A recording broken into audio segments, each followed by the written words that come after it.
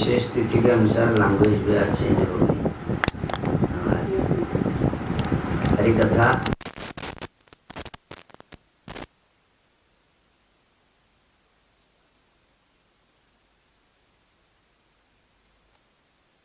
Digital media के द्वारा ये लोग भी सब समझते होंगे।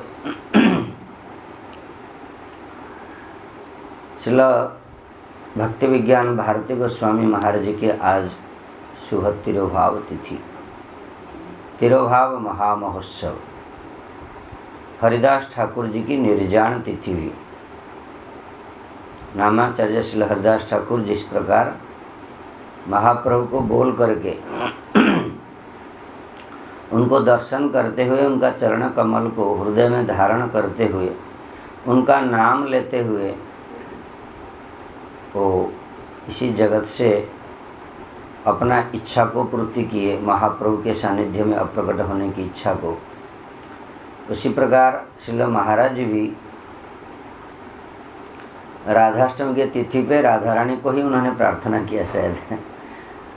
तो यह राधा रानी अपने जन को स्वयं ही बुला लिए, इसलिए राधा रानी के राधाष्टमी के तिथि से ही उन्होंने अସୁस्थ लीला शुरू किए और बस थोड़ी दिन के बाद में ही अपने लोक में चले गए। तो महाराज जी की जो प्रतिभा, जिस प्रकार उन्होंने सेवा की, उनके जो सेवा की वैशिष्ट्य, उनका जिस प्रकार शिक्षा समन्वित जीवन चरित्र, भजन करने का साधन करने का जो पद्धति, और ये सब कुछ उनका जो हरिकथा में जो वैशिष्ट्यपूर्ण हरिकथा, जीवन दर्शन की, अपना जीवन का घटना को कहते हुए किस प्रकार शिक्षा देना, ये अद्भुत विचार के साथ हैं। आज उनकी श्रील महाराज जी की हमारे जीवन में हमने विशेष रूप से श्रील गुरुदेव की और श्रील महाराज जी की सानिध्य में कुछ समय बिताने का सुयोग मिला। वो लोग सेवा की अवसर दिए थे, लेकिन हम तो सेवा कर नहीं पाए। तो आज हम सब लोग अभी शुरू करेंगे। हम तो पहले गुण कीर्तन करने के लिए, वाचनिक को पुष्पांजलि देने के लिए पहले नवकिशोर को बोल दो, आप ही को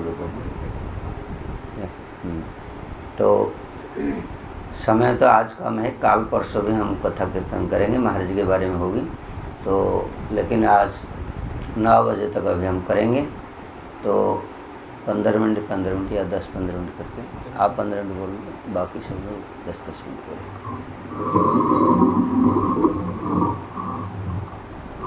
गुरुवे गौरचंद्राय राधिका अगर भगला मलाड़ तैयारी कर दिया तो महाराज ने कृष्णाय कृष्ण भक्ताय तद्भक्ताय नमो नमः। वाञ्छाकल्पतरुभ्यश्च कृपा सिन्धुभ्य एव च पतितानां पावनेभ्यो वैष्णवेभ्यो नमो नमः।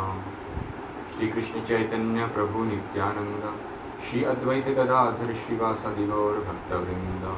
बोलो हरे कृष्ण कृष्ण कृष्ण कृष्ण हरे हरे, हरे राम राम राम हरे हरे। थोड़ा इसको लगा। सर्वप्रथम गुरुपाद पद नित्यला प्रविष्ट ओम विष्णुपाद अष्टोत्तर शतश्री श्रीमद् भक्ति विज्ञान भारती गोस्वामी महाराज एवं नित्यला प्रविष्ट ओम विष्णुपाद अष्टोत्तर शतश्री श्रीमद् भक्ति वेदांत नारायण गोस्वामी महाराज जी के श्री चरण कमलों में अनंत कोटि दंडवत प्रणाम ज्ञापन करता हूँ। समस्त रूपानुगुरु वर्गों के श्री चरण कमलों में अनंत कोटि दंडवत प्रणाम ज्ञापन करता हूँ। यहाँ पर उपस्थित श्रीपाद भक्ति वेदांत बोधायन महाराज जी के श्री चरणों में दंडवत प्रणाम ज्ञापन करता हूँ और उपस्थित सभी भक्तों को मेरा यथायोग्य दंडवत प्रणाम। तो जैसा कि हम सभी लोग जानते हैं कि आज एक बहुत ही विशेष तिथि है। नामाचार्य श्री हरिदास ठाकुर जी का भी आज निर्याण तिथि है। गुरु महाराज जी की आज शुभ तिरुभाव तिथि है और श्री भक्ति विनोद ठाकुर जी का आज शुभ आयुर्भाव तिथि है। जैसा भी है, हम अभी कुछ गुरु महाराज जी के विषय में श्रवण करेंगे।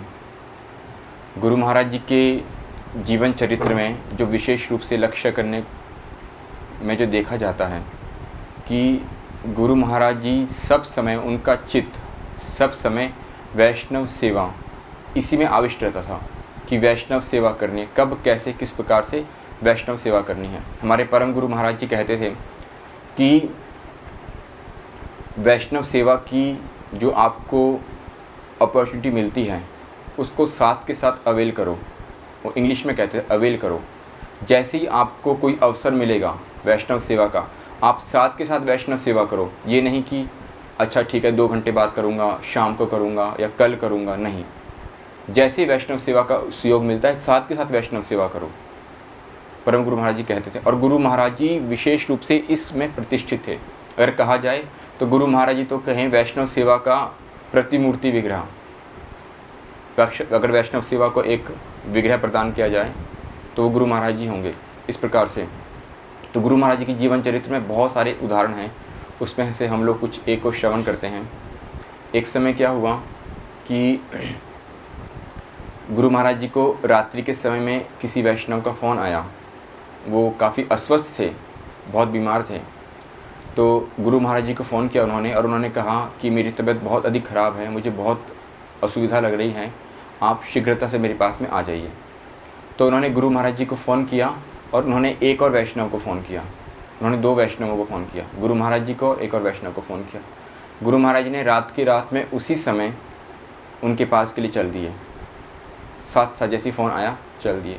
जो दूसरे वैष्णव थे विचार करने लगे कि अभी मंगल आरती होने वाली है, मैं मंगल आरती अटेंड करके जाता हूँ, बस मंगल आरती होने वाली ठाकुर जी की, मैं मंगल आरती अटेंड करूँगा, मंगल आरती अटेंड करके मैं फिर चलता हूँ। तो गुरु महाराज जी उनके पास में पहुँचे, वो अस्पताल में थे। जब गुरु महाराज जी उनके पास में पहुँचे, उनसे थोड़ा देर ही वार्तालाप हो पाया, 5-10 मिनट। गुरु महाराज जी कहते कि मैं उनकी कुछ सेवा नहीं कर पाया, वहाँ पहुँच करके बहुत अस्वस्थ थे, सेवा करने का सुयोग मिला नहीं, और वो थोड़ी देर में अप्रकट हो गए। और वो मुझे देखकर बहुत प्रसन्न थे, बहुत प्रसन्न थे। तो गुरु महाराज जी कहते कि मुझे बहुत प्रसन्नता हुई कि वैष्णव ने मुझे बुलाया और मैं साथ के साथ उनके पास में पहुंच गया। मुझे देखकर वो प्रसन्न हो गए। तो उनको जो मुझे देखकर जो प्रसन्नता हुई है, यही मेरी वैष्णव सेवा हो गई कि उन्होंने एक इच्छा प्रकट की और मैंने उनकी इच्छा को पूरा कर दिया। दूसरी ओर जब वो दूसरे वैष्णव पहुँचे, मंगल आरती अटेंड करी, आरती अटेंड करके जब वो पहुँचे, तब तक वो वैष्णव अप्रकट हो गए थे। तो उनको उस प्रकार के उनके दर्शन हो नहीं पाए। तो गुरु महाराज जी कहते कि मैंने जो अपने गुरु महाराज से श्रवण किया था कि साथ के साथ वैष्णव सेवा की जो अपॉर्चुनिटी मिलती है, आपको जो सुयोग मिलता है, साथ के साथ अवेल करो, बहुत लाभ मिलता है। तो उसको अपने जीवन में पालन करने के परिणाम स्वरूप क्या हुआ? गुरु महाराज जी को वैष्णव सेवा का सुयोग मिला साथ के साथ में। तो गुरु महाराज जी एक उदाहरण के द्वारा समझा कर कहा करते थे। एक और ऐसा ही उदाहरण है। एक समय क्या हुआ, गुरु महाराज जी और कुछ और भक्त लोग कुछ सेवा कार्य था, हरिद्वार गए हुए थे। हरिद्वार में उस समय में कुंभ मेला लगा हुआ था, सब लोग हरिद्वार में थे। तो परम गुरु जी उसमें चंडीगढ़ चैतन्य गौड़ मठ में आए। उन्होंने एक पत्र लिखा गुरु महाराज के पास में और कहा कि आप शीघ्रतापूर्वक क्या करो, चैतन्य गौड़ मठ चंडीगढ़ में आ जाओ। जब गुरु महाराज जी को पत्र नहीं मिला और भक्त लोग भी सब भक्त लोगों को बुलाया था, जो पूरी पार्टी थी, प्रचार पार्टी होती है ना, पूरी कीर्तन के लोग होते हैं और कथा करने वाले और भक्त लोग बहुत सारे जाते हैं। तो सबको गुरु महाराज ने कहा कि परम गुरु जी का पत्र आया है, साथ के साथ बुलाया है। तो बाकियों ने कहा कि अभी थोड़ा सा समय रह गया। उस समय कुंभ मेले का समय था और एक शुभ मुहूर्त होता है, कुछ शाही स्नान का कुछ होता है, उसका बहुत अधिक लाभ होता है स्नान करने का। तो सब ने कहा कि थोड़ी देर वेट कर लेते हैं, अभी 1 घंटा वेट करना है, 1 घंटा वेट करके स्नान करके फिर होकर तैयार होकर फिर चल पड़ेंगे। तो किंतु गुरु महाराज ने कहा नहीं, मैं प्रतीक्षा करूँगा नहीं, गुरु महाराज जी का पत्र मुझे अभी मिला है, गुरु महाराज ने बुलाया है, मैं साथ के साथ अभी के भी जाऊँगा। तो बाकी जितनी प्रचार पार्टी थी, सारे के सारे वैष्णव लोग रुक गए। किस लिए? कि अभी 1 घंटे बाद स्नान होगा, कुछ टाइमिंग है, उस मुहूर्त में हम लोग स्नान करेंगे, स्नान करने के बाद फिर हम लोग फिर चलेंगे। जबकि उस समय बहुत भीड़ थी, किंतु गुरु महाराज जी किसी प्रकार से उसी समय चल पड़े। गुरु महाराज जी बस में बैठे। गुरु महाराज जी कहते मैं मन में विचार कर रहा था, मेरे मन में 1% भी, लेश मात्र भी कोई असुविधा नहीं थी, मन में कोई खेद नहीं था कि मेरे का शाही स्नान नहीं हो पाया, इतने शुभ मुहूर्त में गंगा में स्नान नहीं कर पाया। मुझे 1% भी मन में कोई भावना नहीं आई, बल्कि मैं बहुत प्रसन्न था कि मेरे को मेरे गुरु महाराज जी ने आदेश दिया और मैं अपने गुरु महाराज जी के आदेश का पालन करने में समर्थ हुआ। उन्होंने जो मुझे कहा मैं वैसे उनके आदेश का पालन कर रहा हूँ। और ये जो तीर्थों में स्नान करने का फल, ये सब मुझे नहीं चाहिए, मुझे केवल अपने गुरु महाराज जी की सेवा करनी है। तो इस भावना से गुरु महाराज साथ साथ चल दिए। गुरु महाराज जी बहुत बार बोलते भी थे। गुरु महाराज जी, हम जब जैसे गुरु जी को स्नान करवाते थे, कई बार गुरु जी बहुत बार कीर्तन गाते थे, सर्वस्व तोमार चरण पड़िया, बहुत बार गुरु जी ऐसे बोलते थे, आमी तो कुकुर तुम्ही तो ठाकुर, जान या बला हो डाकी है बोले, हाँ मोरे।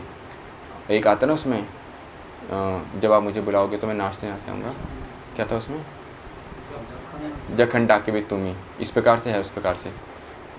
तो जब आप मुझे बुलाओगे मैं आनंद पूर्वक नाचते नाचते उसी समय आपके पास में आ जाऊँगा। तो गुरु महाराज जी बहुत बार इस प्रकार से बोलते थे कि गुरु महाराज ने बुलाया तो मैं तो उनका एक दास हूँ, मेरी अपनी कोई स्वतंत्र इच्छा नहीं है, मालिक ने, स्वामी ने मुझे बुलाया है, जखन डाकी भी तुम्ही, जब आप मुझे बुलाओगे तभी मैं क्या करूँगा, आपके पास में पहुँच जाऊँगा।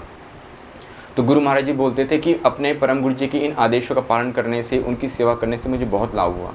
इसी के लिए गुरु महाराज जी बताते थे कि जो शिला ईश्वरपुरी पाद जी थे, जब वो अप्रकट लीला कर रहे थे, तो अप्रकट लीला करने से पूर्व उन्होंने अपने जो दो सेवक हैं, श्री गोविंद प्रभु और श्री काशीश्वर पंडित, दो उनकी सेवा करते थे अस्वस्थ लीला में। दोनों को कहा कि तुम्हारे गुरु भ्राता हैं कृष्ण चैतन्य, वो नवदीप, वो जगन्नाथपुरी में वास करते हैं। मेरे अप्रकट होने के बाद तुम लोग क्या करना, तुम लोग उसकी सेवा में चले जाना, उनकी सेवा करना, तो तुम्हारे गुरु भ्राता उनकी सेवा करना। तो जैसे ही श्री ईश्वरपुरी पाद जी अप्रकट हुए, तो उनके अप्रकट होने के पश्चात गोविंद प्रभु ने काशीश्वर पंडित को कहा कि गुरु महाराज ने अप्रकट होने से पहले आदेश दिया था कि आप लोग सेवा के लिए उनके पास चले जाना। तो काशीश्वर पंडित ने कहा, हाँ हाँ मैं जानता हूँ, हम लोग अवश्य उनकी सेवा करेंगे, किंतु मैं थोड़ा दर्शन करके आऊँगा। मैं जैसे हम लोग जब नवद्वीप से तो नहीं, बंगाल में जहाँ पे थे हम लोग, जब जाएंगे पुरी के लिए तो बीच में बहुत स्थान पड़ते हैं, खीरचूरा गोपीनाथ हो गया या और जो स्थान पड़ते हैं, और भी बहुत सारे स्थान पड़ते हैं, घूम फिर के मैं थोड़ा दर्शन करते हुए आऊँगा, भ्रमण करते हुए आऊँगा। किंतु गोविंद प्रभु ने कहा नहीं, मैं जाऊँगा नहीं। मुझे कहा था, मेरे को गुरु जी ने उस समय आदेश दिया कि तुम मेरे अप्रकट होने के बाद तुम सीधे उनकी सेवा में चले जाना। मुझे गुरु जी ने और कुछ आदेश दिया नहीं कि तुम ये करना, ना मैंने पूछा कि क्या मैं ऐसा कर सकता हूँ। तो मुझे जो आदेश दिया मैं तो केवल गुरु जी के आदेश का ही पालन करूँगा। तो गोविंद प्रभु साथ के साथ में महाप्रभु की सेवा में आ गई, और महाप्रभु की सेवा में आने के क्या उनको लाभ हुआ कि महाप्रभु ने उनको सेवा कौन सी प्रदान की, अपनी जो जैसे उनके लिए भोग प्रसाद लेकर के आना, उनके वस्त्र वगैरह धोना, उनके चरण चापन करना और उनका प्रसाद अन्य भक्तों को देना, जो जो अंतरंग की सेवाएं होती सारी महाप्रभु, वो सारी सही सेवाएं गोविंद प्रभु को मिल गई अपने गुरु जी का आदेश पालन करने के कारण। अब जो गुरु जी का आदेश पालन तो वो तो काशीश्वर पंडित ने भी किया, उन्होंने भी गुरु जी का आदेश पालन करके वो उस महाप्रभु की सेवा में आए, किंतु विलंब किया, आदेश का पालन करने में विलंब किया। सेवा तो उनको भी मिली, किंतु उनको महाप्रभु की बाह्य सेवाएं मिली। तो गुरु महाराज जी कहते थे उनको कौन सी सेवाएं मिली, वो थोड़े हट्टे कट्टे थे देखने में, तो जब महाप्रभु जी चलते थे तो भीड़ को हटाते थे कि हट जाओ या महाप्रभु के चरण स्पर्श मत करो, उनको इस प्रकार की सेवाएं मिली। किंतु जो गोविंद प्रभु हैं उनको महाप्रभु की अंतरंग सेवाएं, सब प्रकार का उनका सेवा में अधिकार। क्यों? क्योंकि उन्होंने साथ के साथ अपने जो गुरु महाराज हैं श्रील ईश्वरपुरी पाद, उनके आदेश का पालन किया। उन्होंने ये परवाह नहीं की कि मेरे को ये स्नान करना है, मुझे यहाँ ये स्नान करना है, वो स्नान करना है, मैं अपने गुरु जी के आदेश का पालन करूँगा। गुरु जी के आदेश पालन करने के परिणाम स्वरूप मुझे सारे का सारा फल ऐसे ही मिल जाएगा और मुझे कोई अन्य फल की आवश्यकता भी नहीं है। इस प्रकार का विचार दिखला। तो गुरु महाराज जी इसमें सब समय सब प्रकार से प्रतिष्ठित थे, बिना कोई विलंब किए, बिना कोई देरी के, साथ के साथ वैष्णव सेवा करने के लिए सब समय प्रस्तुत रहते थे। छोटी छोटी चीज़ों में वैष्णव सेवा जो हम लोग कभी सोच भी नहीं सकते, छोटी छोटी चीज़ में वैष्णव सेवा। गुरु महाराज जी कहते थे कि जब मैं मठ में आया नया नया ब्रह्मचारी, तो मेरे को मेरे गुरु महाराज ने कहा, देखो तुम मठ में आए हो, ये सारे के सारे वैष्णव हैं, सभी के सभी वैष्णव, तुम्हारे गुरु भ्राता हैं, कोई तुम्हारे बाद में आया, कोई तुम्हारे पहले आया, जो भी हैं मठ में रहने वाले सारे के सारे भक्त कौन हैं? वैष्णव हैं। और वैष्णव क्या होते हैं? वैष्णव सेव्य होते हैं। सेव्य मतलब क्या होता है? जिनकी हम सेवा करते हैं, हम उनके दास हैं। तो सारे के सारे वैष्णव हैं, सारे के सारे तुम्हारे सेव्य हैं, तुम सब समय इनकी सेवा करना। तो गुरु महाराज जी कहते हैं, मैं जितने समय मठ में रहा, मेरे मठ के जीवन काल में एक क्षण भी, एक मुहूर्त के लिए भी मैंने कभी अपने किसी गुरु भ्राता के साथ में, किसी ब्रह्मचारी के साथ में कभी हास परिहास भी नहीं किया। जैसे आपस में कभी छेड़ते हैं एक दूसरे को हाथ परिहास, उस प्रकार कभी नहीं किया। एक प्रीति वाला जो बहुत विशेष वैष्णव, उनके साथ में एक अलग प्रकार से, किंतु कभी किसी को इस प्रकार से कृष्ण, क्यों? क्योंकि ये तो वैष्णव है, वैष्णव की सेवा की जाती है। जो हमारे सेव्य हैं उनके साथ छोटे उनको हास परिहास करके उनको छेड़ना या कुछ अलग नाम से पुकारना या कुछ इस प्रकार से करना किया जाता है, उनकी सेवा की जाती है। तो गुरु महाराज जी कहते हैं मैंने सब समय यही बुद्धि रखी, सब समय यही मन में रखा कि सारे के सारे वैष्णव हैं और मुझे सब समय इनकी सेवा ही करनी है। तो अपने मठ जीवन में पूरे मठ में जितने समय रहे, लगभग 60 वर्ष से अधिक मठ जीवन में, कभी किसी ब्रह्मचारी के साथ हास प्रयास मजाक भी नहीं किया, कभी किसी कंधे में हाथ लेके या कभी उसको नाम से बुलाना, कभी कुछ नहीं। हमेशा ये मेरे वैष्णव हैं, मुझे इनकी सेवा करनी है, इस भावना के साथ में रहे, हमेशा सचेत रहते थे। और गुरु महाराज जी कहते भी थे कि जब आपस में कई बार क्या होता है, हास प्रयास करने से गुरु महाराज जी बहुत बार बोलते थे, क्या होता है प्रारंभ में तो अच्छा लगता है, एक दूसरे हास प्रयास करते हैं, धीरे धीरे फिर वो क्या होता है, जब कभी हृदय में लग जाता है या किसी के सामने कुछ और बोल दिया, तो फिर वो क्या होता है, आपस में शत्रुता, किसी वैर का कारण हो जाता है, फिर आपस में झगड़ा होता है। तो ऐसा ही एक प्रसंग गुरु महाराज जी अपने जीवन से बोलते थे, मैं थोड़ा सा इसको बोल देता हूँ। एक समय गुरु महाराज जी जो हैदराबाद चैतन्य गौड़े मठ में गुरु महाराज जी वहाँ की सेवा संभालते थे, और वहाँ पे उस समय 2 ब्रह्मचारी और थे जो सेवा करते थे। वो 2 आपस में काफ़ी फ्रेंडली थे, मित्रता वाला व्यवहार था उनका आपस में। तो एक दूसरे को नाम से बोलना, कभी जैसे किसी को मोटू करके जैसे बोलते हैं ना, हास प्रयास करना, इस प्रकार से बोलते थे, कुछ इस प्रकार से उनका नाम रखे हुए थे। तो रहते थे। गुरु महाराज जी कहते देखो वैष्णव के बीच में इस प्रकार का व्यवहार नहीं किया जाता, वैष्णव सेव्य होते हैं, उनकी सेवा की जाती है, हास प्रयास नहीं करते वैष्णव के साथ में। और आप लोग इस प्रकार से हास प्रयास कर रहे हो, अभी खूब प्रसन्न हो, एक दिन देखना ये आपके आपस में लड़ाई झगड़े का कारण बनेगा। उन्होंने कहा नहीं हम बहुत पक्के मित्र हैं, हमारे साथ कभी ऐसा हो नहीं सकता। तो एक समय गुरु महाराज जी प्रातःकाल गुरु महाराज जी भिक्षा करने के लिए गए हुए थे। तो मठ में 3 ही ब्रह्मचारी थे, गुरु महाराज जी थे, 2 अन्य ब्रह्मचारी थे, बस 3 लोग पूरे मठ में संभालने वाले। तो गुरु महाराज जी भिक्षा करने के लिए गए हुए थे। भिक्षा करके गुरु महाराज जी वापसी आए, तो वापसी आके देखा कि ठाकुर जी का तो अर्चन ही नहीं हुआ, ठाकुर जी का अर्चन हुआ नहीं, ठाकुर जी की रसोई बनी नहीं, ठाकुर जी को भोग तो कहाँ से लगेगा, सब कुछ ऐसी बिखरे, कुछ नहीं सेवा होगी, कुछ भी नहीं। जाकर देखा तो एक ब्रह्मचारी अपने कमरे में मुंह फुला करके बैठे हैं, कोई बात नहीं करेंगे, दूसरा ब्रह्मचारी अपने कमरे में बैठे हैं, कहते हैं हम कोई सेवा नहीं करेंगे। आपस में दोनों का झगड़ा हो गया, एक दूसरे झगड़ा कर लिया, और झगड़ा के कारण ठाकुर जी की सेवा छोड़ दी, सेवा नहीं करेंगे। तो गुरु महाराज ने साथ के साथ में जल्दी से एक तरफ रसोई में जो रखते हैं खिचड़ी वगैरह रख दिया, साथ साथ ठाकुर जी का अर्चन कर प्रारंभ किया। जैसे वो तैयार हुआ, ठाकुर जी को भोग लगाया, सब कुछ सेवा मट का किया। प्रसाद जो लिया, प्रसाद लेकर के पत्तलों में डाल करके उनको प्रसाद के लिए बोला, प्रसाद के लिए उन्होंने मना किया, नहीं आए नहीं। तो गुरु महाराज जी ने उनकी प्लेट लगा करके उनके कमरे में दिया प्रसाद उन दोनों के। और ठाकुर जी का फिर जो बर्तन धोना, मंदिर मार्जन करना, सारी सेवाएं मठ की सेवाएं की। और ऐसा 1-2 दिन नहीं, बहुत दिनों तक चला, बहुत दिनों तक गुरु महाराज जी इस प्रकार सेवाएं करते रहे। मठ की सारी सेवा A to Z जो मठ की सारी सेवाएं होती अकेले गुरु महाराज जी करते।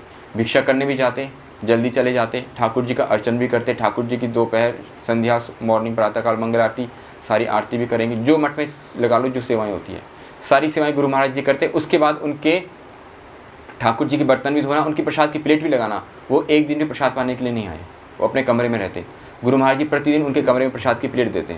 तो ऐसा करते बहुत दिन हो गए। तो एक दिन वो एक प्रभु जी आए गुरु जी के पास में, रोते रोते आए। तो गुरु महाराज जी बोलते क्या हुआ? बोलते प्रभु जी मुझे कुछ अच्छा नहीं लगता। बोलते क्या हुआ? बोलते मैं मठ में कोई सेवा नहीं कर रहा हूँ तो मुझे बहुत दुख हो रहा है। बोलते किसने मना किया? तुम हरि नाम करते हो, हरि नाम भी तो सेवा है। तुम हरि नाम कर रहे हो, हरि नाम सेवा, और क्या करोगे? मठ में रह के और करने की आवश्यकता नहीं है, हरि नाम कर रहे हो, हरि नाम सेवा है, कोई दिक्कत की बात नहीं। बोलते नहीं नहीं, कुछ सेवा करने से अच्छा है। तो बोलते मैंने तो तुमको कहा नहीं, तुमने मुझसे पूछ करके सेवा छोड़ी नहीं, और मैं तुम्हें कुछ आगे बोलूँगा नहीं, तुम्हारी इच्छा है। तो बोलते नहीं मैं सेवा कुछ करूँगा। तो उन्होंने कुछ फिर उसके बाद सेवा कुछ करनी प्रारंभ करी। फिर कुछ टाइम के बाद दूसरे ब्रह्मचारी भी आए, रोते रोते आपस में इस प्रकार से। फिर गुरु महाराज जी को बोला और बाद में अपनी गलती स्वीकार भी की कि हम लोगों ने आपस में मजाक किया, पहले मजाक करते करते संबंध बिगड़ा, गुस्सा हो गए, ठाकुर जी की सेवा छोड़ दी। और गुरु महाराज जी ने कोई विशेष बात बोली कि देखो तुम लोग चिंता मत करो, तुम ठाकुर जी की सेवा कर रहे हो, हरिनाम कर रहे हो, हरिनाम करो। और अगर तुम्हें कुछ और आवश्यकता पड़ती है, तुम्हारे अगर कपड़े भी धोने हो, मैं तुम्हारे कपड़े भी धो सकता हूँ, तुम्हें चिंता करने की आवश्यकता नहीं है, तुम हरिनाम करो सिर्फ। तो और रोने लगे। गुरु महाराज ने कहा चिंता मत करो। गुरु महाराज जी बहुत विशेष बात बोली कि मैं क्या कोई एक गृहिणी स्त्री से गया गुजरा हूँ। गृहिणी स्त्री समझते हो? उड़िया में क्या बोलते हैं? गृहस्थ जो स्त्री होती है, गृहिणी बोलते हैं। वो क्या करती है? वो अपने बच्चों को सवेरे जब सबसे पहले उठेगी, पति सब सोया होता है, सबसे पहले प्रातःकाल उठेगी, नहा धो करके सारा सामान तैयार करेगी, रसोई करेगी, ठाकुर जी की सेवा करनी सेवा करेगी, बच्चों को तैयार करेगी, ऑफिस जाके ऑफिस का काम करेगी, वापसी घर में आएगी, घर में आके फिर सारे काम करेगी, सबको नाश्ता दोपहर का पहले बना के रख देगी, रात का टिफ़िन सब कुछ बच्चों को सब कुछ करेगी। कोई कंप्लेन करती है? प्रीतिपूर्वक सेवा करती है। जब सुबह से शाम तक एक गृहिणी अपने बच्चों के लिए, अपने पति के लिए इतना कुछ कर सकती है, तो क्या मैं ठाकुर जी के लिए, वैष्णव के लिए इतना नहीं कर सकता? क्या मैं एक गृहिणी स्त्री से ज़्यादा गया गुजरा हूँ? क्या इतना मैं सेवा नहीं कर सकता? बोलते आप लोगों को सेवा करने की आवश्यकता नहीं है, आप लोगों का हरिनाम कीजिए, आप लोगों के बर्तन भी, आप लोगों की प्लेटें भी, कपड़े भी मैं धो दूँगा, मेरे पास बहुत समय है, मेरे पास बहुत समय बचता है। तो और क्रंदन करने लगे। बाद में गलती स्वीकार करी, गुरु महाराज से क्षमा प्रार्थना करी। उसके बाद उन्होंने कभी आपस में हास प्रयास नहीं किया, और गुरु महाराज के प्रति उनकी जो एक बुद्धि है वो बहुत अधिक, सेवा बुद्धि बहुत अधिक बढ़ गई, बहुत अधिक बढ़ गई। तो गुरु महाराज इस बात को बोलते थे। एक समय किसी ने गुरु महाराज जी को कहा कि गुरु महाराज जी, आप सब समय कहते हो कि हरि नाम ही तो सेवा है। गुरु जी महाराज ने कहा हरि नाम सेवा है, एक तात्पर्य है।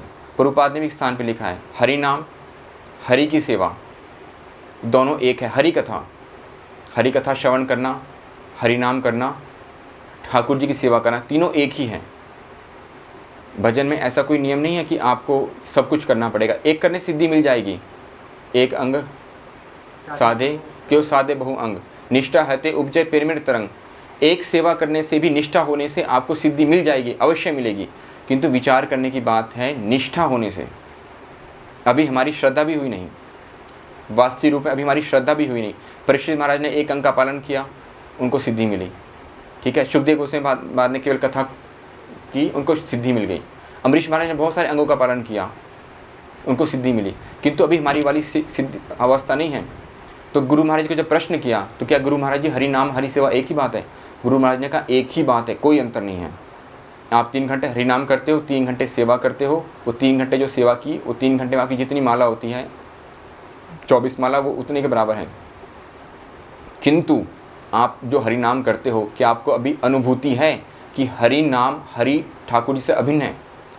क्या हरि नाम हरि से अभिन्न है? अभी आपको अनुभूति है?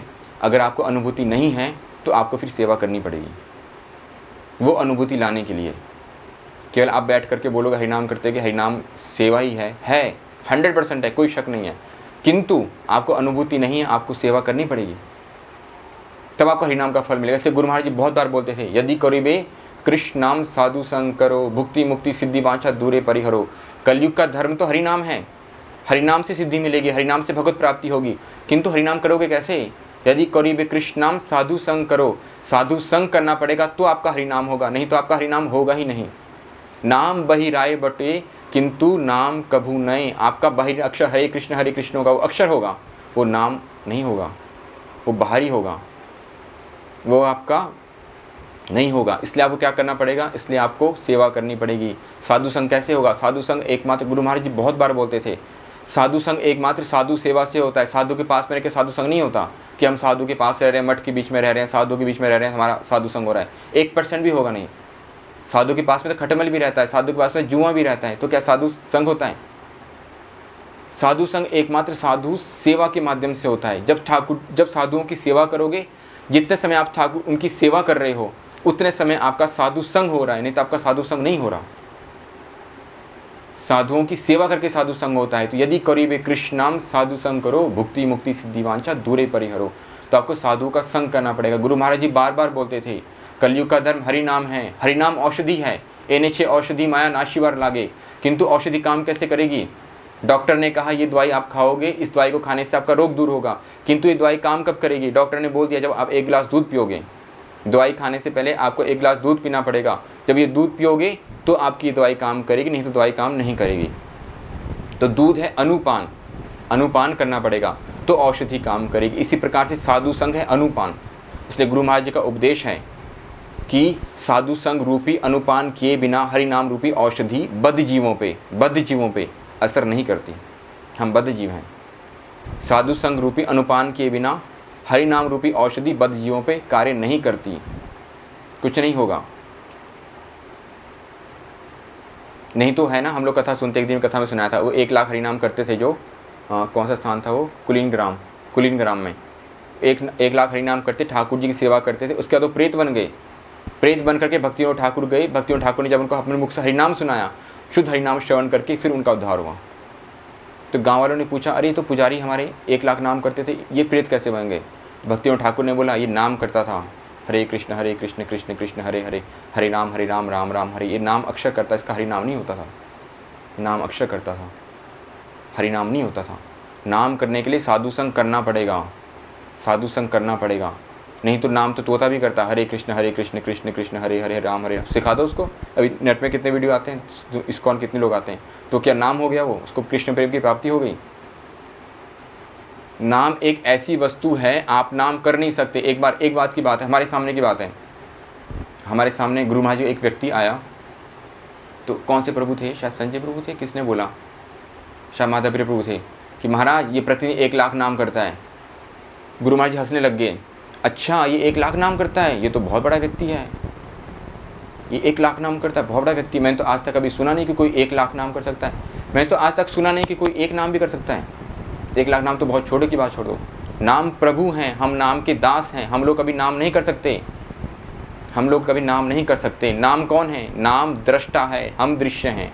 नाम सेव्य है, हम लोग दास हैं, हम लोग कभी नाम नहीं कर सकते। नाम हमसे करवाएगा, नाम हमारी जीवा पे आविर्भूत होगा। हम लोग 1 लाख कर लो, 2 लाख कर लो, 3 लाख कर लो, 5 लाख कर लो, चाहे 10 करोड़ का हम लोग व्रत ले लें, हम लोग तब भी कभी नाम नहीं कर सकते। नाम हमारी जीवा पे आविर्भूत होगा तो नाम होगा। इसलिए रूप गोस्वामी पाद ने स्पष्ट रूप से बोल दिया। गुरु महाराज जी का बहुत फेवरेट श्लोक, कथा में गुरु महाराज जी हर दूसरे तीसरे दिन बोलते थे, बार बार बोलते थे, अतः श्री कृष्ण नामादि न भवेद ग्रहम इंद्रिय सेवन मुको ही जीवाध्वो स्वयं स्फूर्त था। जब आप सेवन मुखी होंगे, जब आप सेवा करोगे, सेवा करने की प्रवृत्ति आपकी आएगी, तो हरिनाम आपकी जीवा पे आविर्भूत होगा। आप लोग हरिनाम लेकर के अपनी जीवा पे आ ही नहीं सकते, जितना मर्जी प्रयास कर लो, कभी नहीं होगा। जब निष्कपट रूप से साधु की सेवा करने का प्रयास करोगे, सेवनमुखी होगे, सेवनमुखी होना पड़ेगा, सेवनमुखी बिना होएगा नहीं। शिला भक्ति रक्षक श्रीधर गोस्वामी ने स्पष्ट रूप से बोला है, उस जगत में प्रवेश करने का एकमात्र उपाय है सेवा, और कोई उपाय है ही नहीं। आप सेवनमुखी होंगे तो आप उस जगत में जाओगे। उस जगत में जाकर केवल सेवा करनी, वहाँ जाकर हरिनाम नहीं करना होता। उस जगत में जाकर क्या करते हैं? उस जगत में जाकर केवल हरिनाम सेवा होती है, हरिनाम बैकग्राउंड में चलता है। स्पष्ट बोल रहे हैं, हरिनाम केवल बैकग्राउंड में चलता है, मुख्य रूप से सामने सेवा होती है, सब समय सेवा होती है। सेवा के लिए प्रयास करना है। जब हमारी सेवनमुखी वृत्ति जागृत होगी तो हरिनाम प्रभु स्वयं कृपा करके हमारी जीवा पे आविर्भूत होंगे, वो वास्तविक हरिनाम होगा। तो उसके लिए क्या हम हरिनाम नहीं करेंगे? हम लोग हरिनाम संख्या करेंगे, संख्या पूर्वक हरिनाम करेंगे। 1 लाख का व्रत लेते हैं हम, भले ही 32 माला का व्रत लेते हैं, हम लोग इसका नहीं हरिनाम छोड़ देंगे। हम लोग संख्या पूर्वक करेंगे, सेवा भी करेंगे, प्रार्थना करेंगे, हरिनाम प्रभु आप हमारे पर कृपा करो कि हम लोग सेवनमुखी हो जाएं।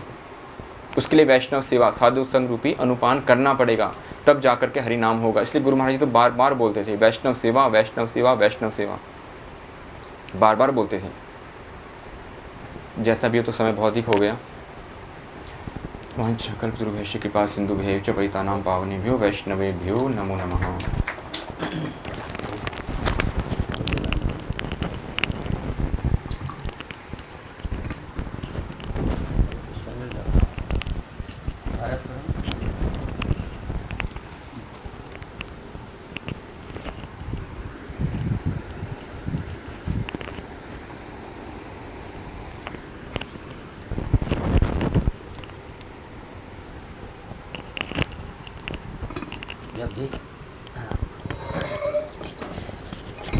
महाराज जी जब फरीदाबाद आते थे, जब आते थे, चाहे वहाँ कोई होंगे नहीं होंगे, दूसरा सेवा में गए होंगे, लेकिन हमारे भरतपुर तो वहाँ तो जरूर होते थे।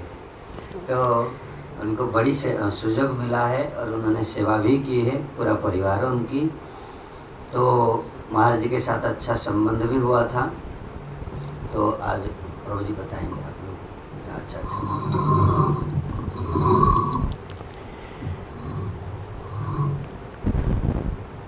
वाञ्छाकल्पतरुभ्यश्च कृपासिन्धुभ्यैव च पतितानां पावनेभ्यो वैष्णवेभ्यो नमो नमः।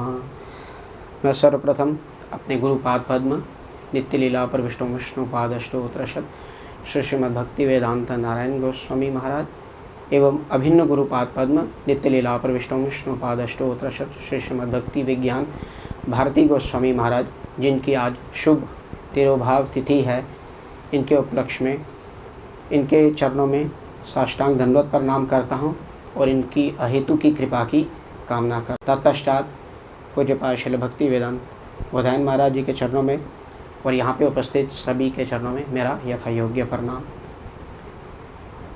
आज महाराज जी की शुभ तिरुभाव तिथि और नामाचार्य श्रील हरिदास ठाकुर की निर्जान लीला। महाराज जी ने ये सुयोग्य प्रदान किया कि कुछ एक शब्द महाराज जी की इस तिरुभाव तिथि पे उनको पुष्पांजलि के रूप में कुछ एक बातें स्मरण। मेरे को याद है सर्वप्रथम आज से लगभग 16-17 वर्ष पूर्व जब मैं जम्मू में था तो महाराज जी वहाँ पे आया करते थे जम्मू में हरि कथा के लिए। तो सर्वप्रथम उन्हीं से भेंट हुई थी, वहीं पे भेंट हुई थी महाराज जी की।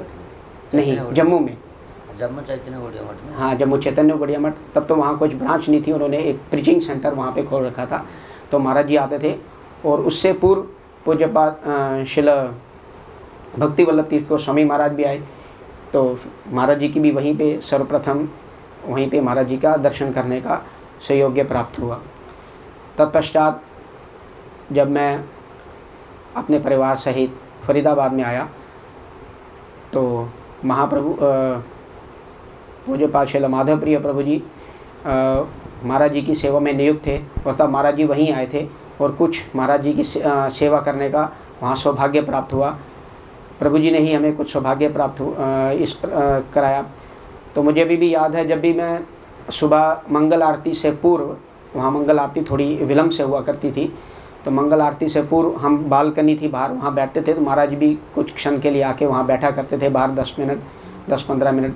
फिर बाद में माधव प्रिय प्रभु जी को कुछ डिक्टेशन देते थे वो, तो मैं भी वहाँ पे जाके बैठता था। 1-2 व्यक्ति होते थे तो बड़ा कुछ महाराज जी कुछ ना कुछ हास प्रयास करते थे। और मुझे याद है अभी भी, मैं स्कूटी लेके आया करता था वहाँ पे। तो मैं जैसे स्कूटी नीचे खड़ी करता था तो ऊपर आते थे तो महाराज जी मेरी तरफ देखते थे। महाराज जी बोलते थे, अरे प्रभु आगे। मैंने कहा, और तुम स्कूटी नीचे लगाते हो अपना स्कूटर? मैंने कहा जी महाराज। बोलते जानते हो पीछे से क्या होता है? मैंने कहा नहीं। बोलते कुत्ता आके उस पर पेशाब कर जाता है रोज। तो महाराज जी ऐसे आस प्रयास करते थे। फिर महाराज जी की मतलब इतनी दृष्टि थी, वो एक एक चीज़ को बड़ी बारीकी से नोट करते थे कि कौन व्यक्ति क्या क्या चीज़ कर रहा है। उसके बाद में आरती के बाद सामने ही पार्क में पुष्प चयन के लिए जाता था और तुलसी चयन के लिए जाता था। तो महाराज जी ने दिन पूछा मेरे के, प्रभु तुम रोज़ ये पार्क लांग के वहाँ क्या करने जाते हो? मैं कहता महाराज जी तुलसी चयन करने जाता हूँ ठाकुर जी के लिए। बोलते अच्छा। मैंने कहा पुष्प भी 1-2 मिल जाए तो वो भी ले आता हूँ। महाराज जी बोलते ठीक। मतलब महाराज जी की इतनी पैनी नज़र, वो हर चीज़ को इतनी बारीकी से देखते थे कौन कौन व्यक्ति क्या क्या कर रहा है। और फिर महाराज जी मेरे को बोलते थे, तुलसी धो के ठाकुर जी को निवेदन करते हो? मैंने कहा जी महाराज। हाँ। फिर मेरे को बोलते तुलसी हमेशा धो के ही ठाकुर जी को देना, पुष्प तो नहीं धोते? मैंने कहा नहीं महाराज, पुष्प मत धोना कभी भी, उनकी सुगंधी चली जाती है, इसलिए पुष्प कभी नहीं धोते। तो तुलसी कैसे देते हो? तुलसी को हमेशा चंदन लगा के ही ठाकुर जी को दिया करो। मैंने कहा जी महाराज। तो कुछ कुछ बातें ऐसी महाराज जी कहा करते थे। तो एक समय सिद्धांति महाराज जी, पूज्यपाद सिद्धांति महाराज जी वहाँ प्रचार के लिए विदेश जा रहे थे और महाराज जी वहीं बाहर बैठे थे, मैं भी पास में बैठा था। तो महाराज जी से आज्ञा लेने आए कि महाराज जी मैं जा रहा हूँ। एक दिन पूर्व उन्होंने महाराज जी से कहा कि महाराज जी मैं 6 बजे ठीक निकल जाऊँगा। तो महाराज जी बोलते ठीक है। वो ऊपर आए, उन्होंने महाराज जी को प्रणाम किया और वो निकल गए। नीचे गाड़ी में बैठे, मैं ऊपर ही बैठा रहा। तो जैसे ही गाड़ी 5-10 कदम आगे निकली तो महाराज जी ने अपनी पॉकेट में से घड़ी निकाली। एक वॉच होती थी, गोल सी वॉच, घड़ी निकाली, देखा, समय देखा। अरे ये तो बोलता था मैं 6 बजे जाऊंगा, मगर अभी तो 5 मिनट बाकी हैं, ये 5 मिनट पहले चला गया। मैंने कहा जी महाराज। तो मतलब मुझे यह कि महाराज को एक एक क्षण की, एक एक मिनट की कैसे कदर है। मगर हम लोग प्राय ये शिक्षा मूलक बातें हैं कि हम लोग नहीं समझ पाते कि हम एक एक क्षण सोते हैं 5-10 मिनट, आधा घंटा, कोई बात नहीं, क्या हो गया, बाद में कर लेंगे। नहीं, महाराज जी को एक एक मिनट की कितनी उसका कितना मूल्य है, ये महाराज हमें शिक्षा देना चाहते थे कि एक एक समय का। वो तो एक वृत्तांत था। उसके पश्चात महाराज जी हमेशा जब भी किसी वैष्णव की तिथि आती तो महाराज जी के मुख से प्राय यही शब्द निकलता, आज एक विशेष तिथि है। ये तो महाराज जी का एक पेट वर्ड था, आज एक विशेष तिथि है। तो महाराज जी ने इसके बाद एक ग्रंथ भी प्रकाशित किया, माई बिलव्ड मास्टर। तो उस ग्रंथ के माध्यम से हमें जितने भी प्रभुपाद जी के जितने भी आश्रित जन हैं उनके विषय में जानने का सौभाग्य प्राप्त हुआ। प्रायः नाम तो हम सभी जानते थे, सब जितने भी प्रभुपाद जी के आश्रित जन हैं, प्रभु महाराज जी की ये विशेष कृपा है, ये विशेष कृपा है कि उन सब के विषय में हम कुछ कुछ जानने का हमें सौभाग्य प्राप्त हुआ उन ग्रंथों के माध्यम से। ये महाराज जी की बहुत ही विशेष कृपा है हम पे, ताकि हम उन वैष्णव के प्रति कुछ ना कुछ उनके नाम सुनने से और उनका जो जीवन चरित्र या उनके विषय में कुछ जुड़ने से उसके प्रति अगाध श्रद्धा होती है। इसलिए ये महाराज जी की विशेष कृपा है। और महाराज जी कहते थे कि यद्यपि मेरी दीक्षा अपने गुरु पाद पद्म से हुई है, तब भी मैंने जितने भी प्रभुपाद जी के आश्रित जन हैं जिनकी महाराज ने सेवा की, सबसे कुछ ना कुछ मंत्र लिया है, सबसे कुछ ना कुछ शिक्षा ली है।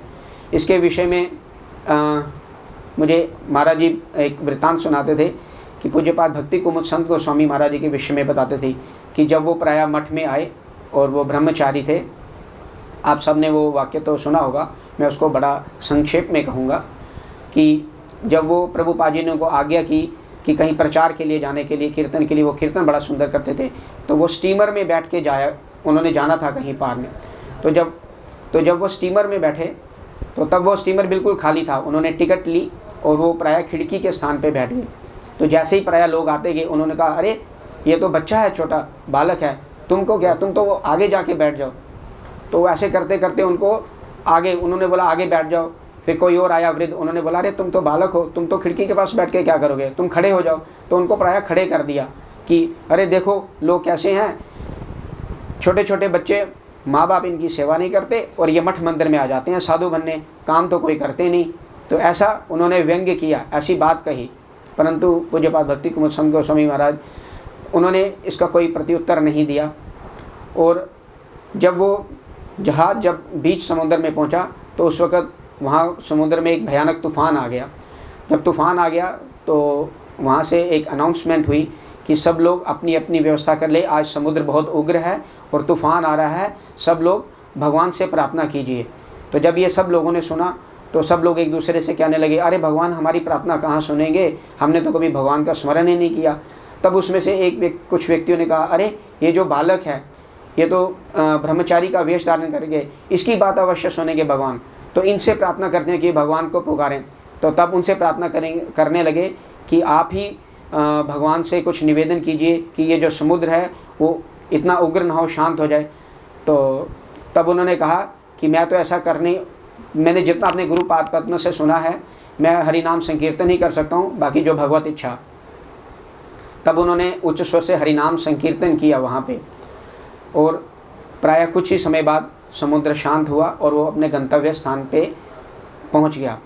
तो कहने का तात्पर्य ये है कि महाराज जी से इसमें से जी लोग फिर उनका प्रशंसा करते, हाँ, लोग उनका प्रशंसा करने लगे कि अरे देखो इस बालक की वजह से हमारी जान बच गई, तो इनकी वजह से इन्होंने हरिनाम संकीर्तन किया, इसी की वजह से भगवान को पुकारा, इन्हीं की पुकार सुन के समुद्र जो है वो शांत हुआ और हम अपने स्थान पे पहुंच गए। तो महाराज जी इसमें एक शिक्षा की बात ये बताते हैं कि बद्ध जीव के द्वारा की गई प्रशंसा और बद्ध जीव के द्वारा की गई जो निंदा, दोनों ही की तरफ गुरुत्व नहीं देना। अगर बद्ध जीव किसी की प्रशंसा करता है तो उसके पीछे भी उसका निहित स्वार्थ है, और अगर वो किसी की निंदा करता है उसके पीछे भी उसका निहित स्वार्थ है। इसलिए प्रशंसा सुन के, बद्ध जीव के द्वारा अगर प्रशंसा सुन के अपने आप को गुब्बारे की तरह फुला नहीं लेना, आनंदित नहीं होना, और उसकी निंदा सुन के कभी भी निरुत्साहित नहीं होना। इसलिए बद्ध जीव की प्रशंसा और निंदा दोनों ही की तरफ ध्यान नहीं देना। ये महाराज जी उसमें से एक शिक्षा मूलक बात कहते हैं। इसके पश्चात एक वृतांत मेरे को और याद आ रहा है। एक समय महाराज जी फरीदाबाद के निकट ही वहाँ पे कुछ दिन के लिए महाराज जी की हरि कथा थी। उसके पश्चात वहाँ पे कुछ उत्सव वगैरह हुआ, तो वहाँ पे संजय प्रभु थे, वहाँ पे उन्होंने महाराज जी से कहा, महाराज जी देखो कितना अच्छा उत्सव हुआ है, बहुत अच्छा उत्सव हो गया। तो तब महाराज जी ने उनको उत्तर देते हुए कहा कि कभी सुना है कि वैष्णव कोई उत्सव खराब भी होता है? कभी सुना है कोई उत्सव खराब भी होता है? मैंने तो आज तक सुना नहीं कोई उत्सव खराब हुआ। इसलिए जो भी हो, हमें उसमें अपना जो है वो रोल नहीं प्ले करना कि हमारे कारण ये उत्सव अच्छा हुआ या मैंने ये सब किया। अपने ऊपर नहीं का, हमें ये सब कुछ गुरुपाद पद्म या भगवान के ऊपर उनकी कृपा से ही हम ये सब करने में समर्थ हुए, ऐसा विचार करना चाहिए। और उसके अभी समय बहुत कम है, मैं उसमें से एक वृत्तांत ही सुना के अपना ये उसमें से महाराज जी कहते हैं कि एक समय महाराज जी एक उसकी छोटा सा उदाहरण देते हुए बताते हैं, कथा तो लंबी है, मैं उसको शॉर्ट में बता देता हूँ कि महाराज जी बताते हैं एक समय एक तूफान आ रहा होता है और एक कौवा आकाश में उड़ रहा होता है। तो नीचे एक साधु जो है वो कथा कर रहे होते हैं, तो बहुत से लोग बैठ के कथा सुन रहे होते हैं। तो सब लोग देखते हैं कि कौवा आकाश में कभी इधर से उधर हिचकोले खा रहा है क्योंकि तूफान तेज़ था। तो महाराज जी बताते हैं इसके विषय में कि लोगों ने सोचा, साधु ने जब ऊपर देखा, जैसे ही ऊपर दृष्टि डाली तो वो कौवा नीचे गिर के और मर गया। कारण उस कौवे की जो मृत्यु का समय था वो उसी समय उपस्थित हुआ था। और लोगों ने सोचा, जो लोग वहाँ बैठे थे उन्होंने सोचा कि ये जो साधु महाराज हैं, ये जो कौवा है आकाश में इधर उधर भटक रहा था, हो सकता है कोई मल मूत्र या बीट वगैरह कर देता। तो साधु ने जैसे ही उसकी ओर दृष्टि की तो वो नीचे गिर के मर गया। तो लोगों ने ये सोचा, परंतु वो देववश था, उस समय उसकी मृत्यु का काल उपस्थित हुआ था और जैसे ही साधु ने ऊपर मुख किया वो उसी समय गिर के मर गया। तो लोगों ने कहा देखो देखो देखो साधु की कैसी कृपा है, साधु ने जैसे ही कौवे की तरफ देखा तो मर गया। तो कहने का तात्पर्य यह है कि वो साधु ने नहीं देखा था, वो मृत्यु उसकी उस समय उपस्थित हुई थी और उस समय वो साधु की दृष्टि पड़ी और वो मर गया। यानी महाराज जी उसमें बताते हैं कि झड़ेर काक मरे फ़कीरेर केरामती बढ़े, यानी झड़ेर काक मरे फ़कीरेर केरामती बढ़े। यानी तूफान आया, उसके देववश उसकी मृत्यु उपस्थित हुई और कौवा गिर के मर गया। मगर लोगों ने क्या सोचा कि वाह वाह वाह, देखो फ़कीर ने ऊपर देखा और वह मर गया। तो इसलिए महाराज जी कहते हैं कि कभी भी अपने ऊपर ये नहीं लेना कि मैंने ये सब किया है। और प्रायः गुरु जी भी इस विषय में कहते थे। एक समय जब पूज्यपाद भक्ति वेदांत तीर्थ महाराज जी श्रीमद् भागवतम जब उन्होंने ग्रंथ लिखा था, तो वो गुरु जी के सामने जब उन्होंने ग्रंथ कंप्लीट हो गया तो वो गुरु जी के सामने, गुरु जी अस्वस्थ लीला कर रहे थे, गोवर्धन मठ में थे। तो गुरु जी के सामने जब उन्होंने ग्रंथ दिया तो गुरु जी ने कहा कभी भी ये मत अभिमान करना कि ये मैंने किया है, हमेशा कि ये मेरी गुरु की कृपा है, इसको गुरु के चरणों में ही समर्पित करना। कभी ये मत समझना कि मैंने ये सब किया है, मेरे कारण ये हुआ है ना। हमेशा गुरु वर्गों ने, मेरे गुरुपाद पद्म ने मेरे ऊपर कृपा की है, इसीलिए ये मैं सब करने में समर्थ हुआ। तो ये सब गुरु जी ऐसे ऐसे महाराज जी के बहुत से वृत्तांत हैं। तो समय की अपनी सीमा है, इसलिए मैं यहीं समाप्त करता हूँ। वंशाकल्पतरुभ्यश्च कृपा सिंधुभ्यः च पतितानां पावनेभ्यो वैष्णवेभ्यो नमो नमः।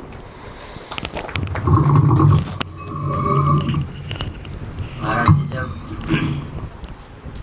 बहुत सुंदर है और महाराज जी की हर बात बात पे शिक्षा मिलती थी। उनके साथ कोई भी रहते थे तो कोई भी सेवा करते थे या बैठते थे तो हर बात बात पर शिक्षा मिलती थी। बहुत अच्छा है, 2-3 बात उन्होंने भरत प्रभु ने बताया, बड़ा आनंद आया। तो हमारे महाराज जी जब आते थे तो चाहे रेलवे स्टेशन में आते थे तो हमारे सूर्यकांत प्रभु गाड़ी लेके जाते थे महाराज जी को लेने के लिए। आसम मुंड अरे सुजगुड़ी सदालता कथा कौन आसन महाराज हम तो कथा जेटा पुष्पांजलि ना अरे से जो किन महाराज कथा सुन ठीक है। तो ये उसके बाद हम सुजोग कैसा हुआ, हमारे राधा गोविंद प्रभु उन्होंने किस प्रकार महाराज जी के पास आए, फिर उन्होंने दीक्षा लिए। चाहे ज़्यादा टाइम उसी दिन व्यास पूजा ही था ना महाराज जी की। हाँ, तो ये महाराज जी की बड़े अच्छे शिष्य है और सेवा भी करते हैं। तो अभी राधा गोविंद प्रभु थोड़ा वाचनिक पुष्पांजलि प्रदान करेंगे महाराज जी।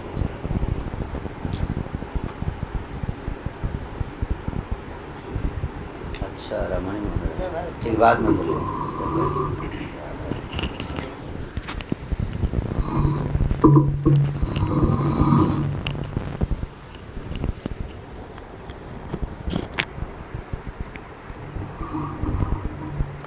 ओम वाञ्छाकल्पतरुभ्यश्च कृपा सिन्धुभ्येव च पतितानां अज्ञानतिमिरान्धस्य ज्ञानञ्जनशलाकया चक्षुरुन्मिलितं येन तस्मै श्रीगुरवे नमः। गुरुपादपद्म नित्यलीला प्रविष्ट श्री श्रीमद् भक्ति विज्ञान भारती गोस्वामी महाराज एवं अभिन्न गुरुपादपद्म भक्ति विद्वान नारायण गोस्वामी महाराज के चरण कमलों में हमारा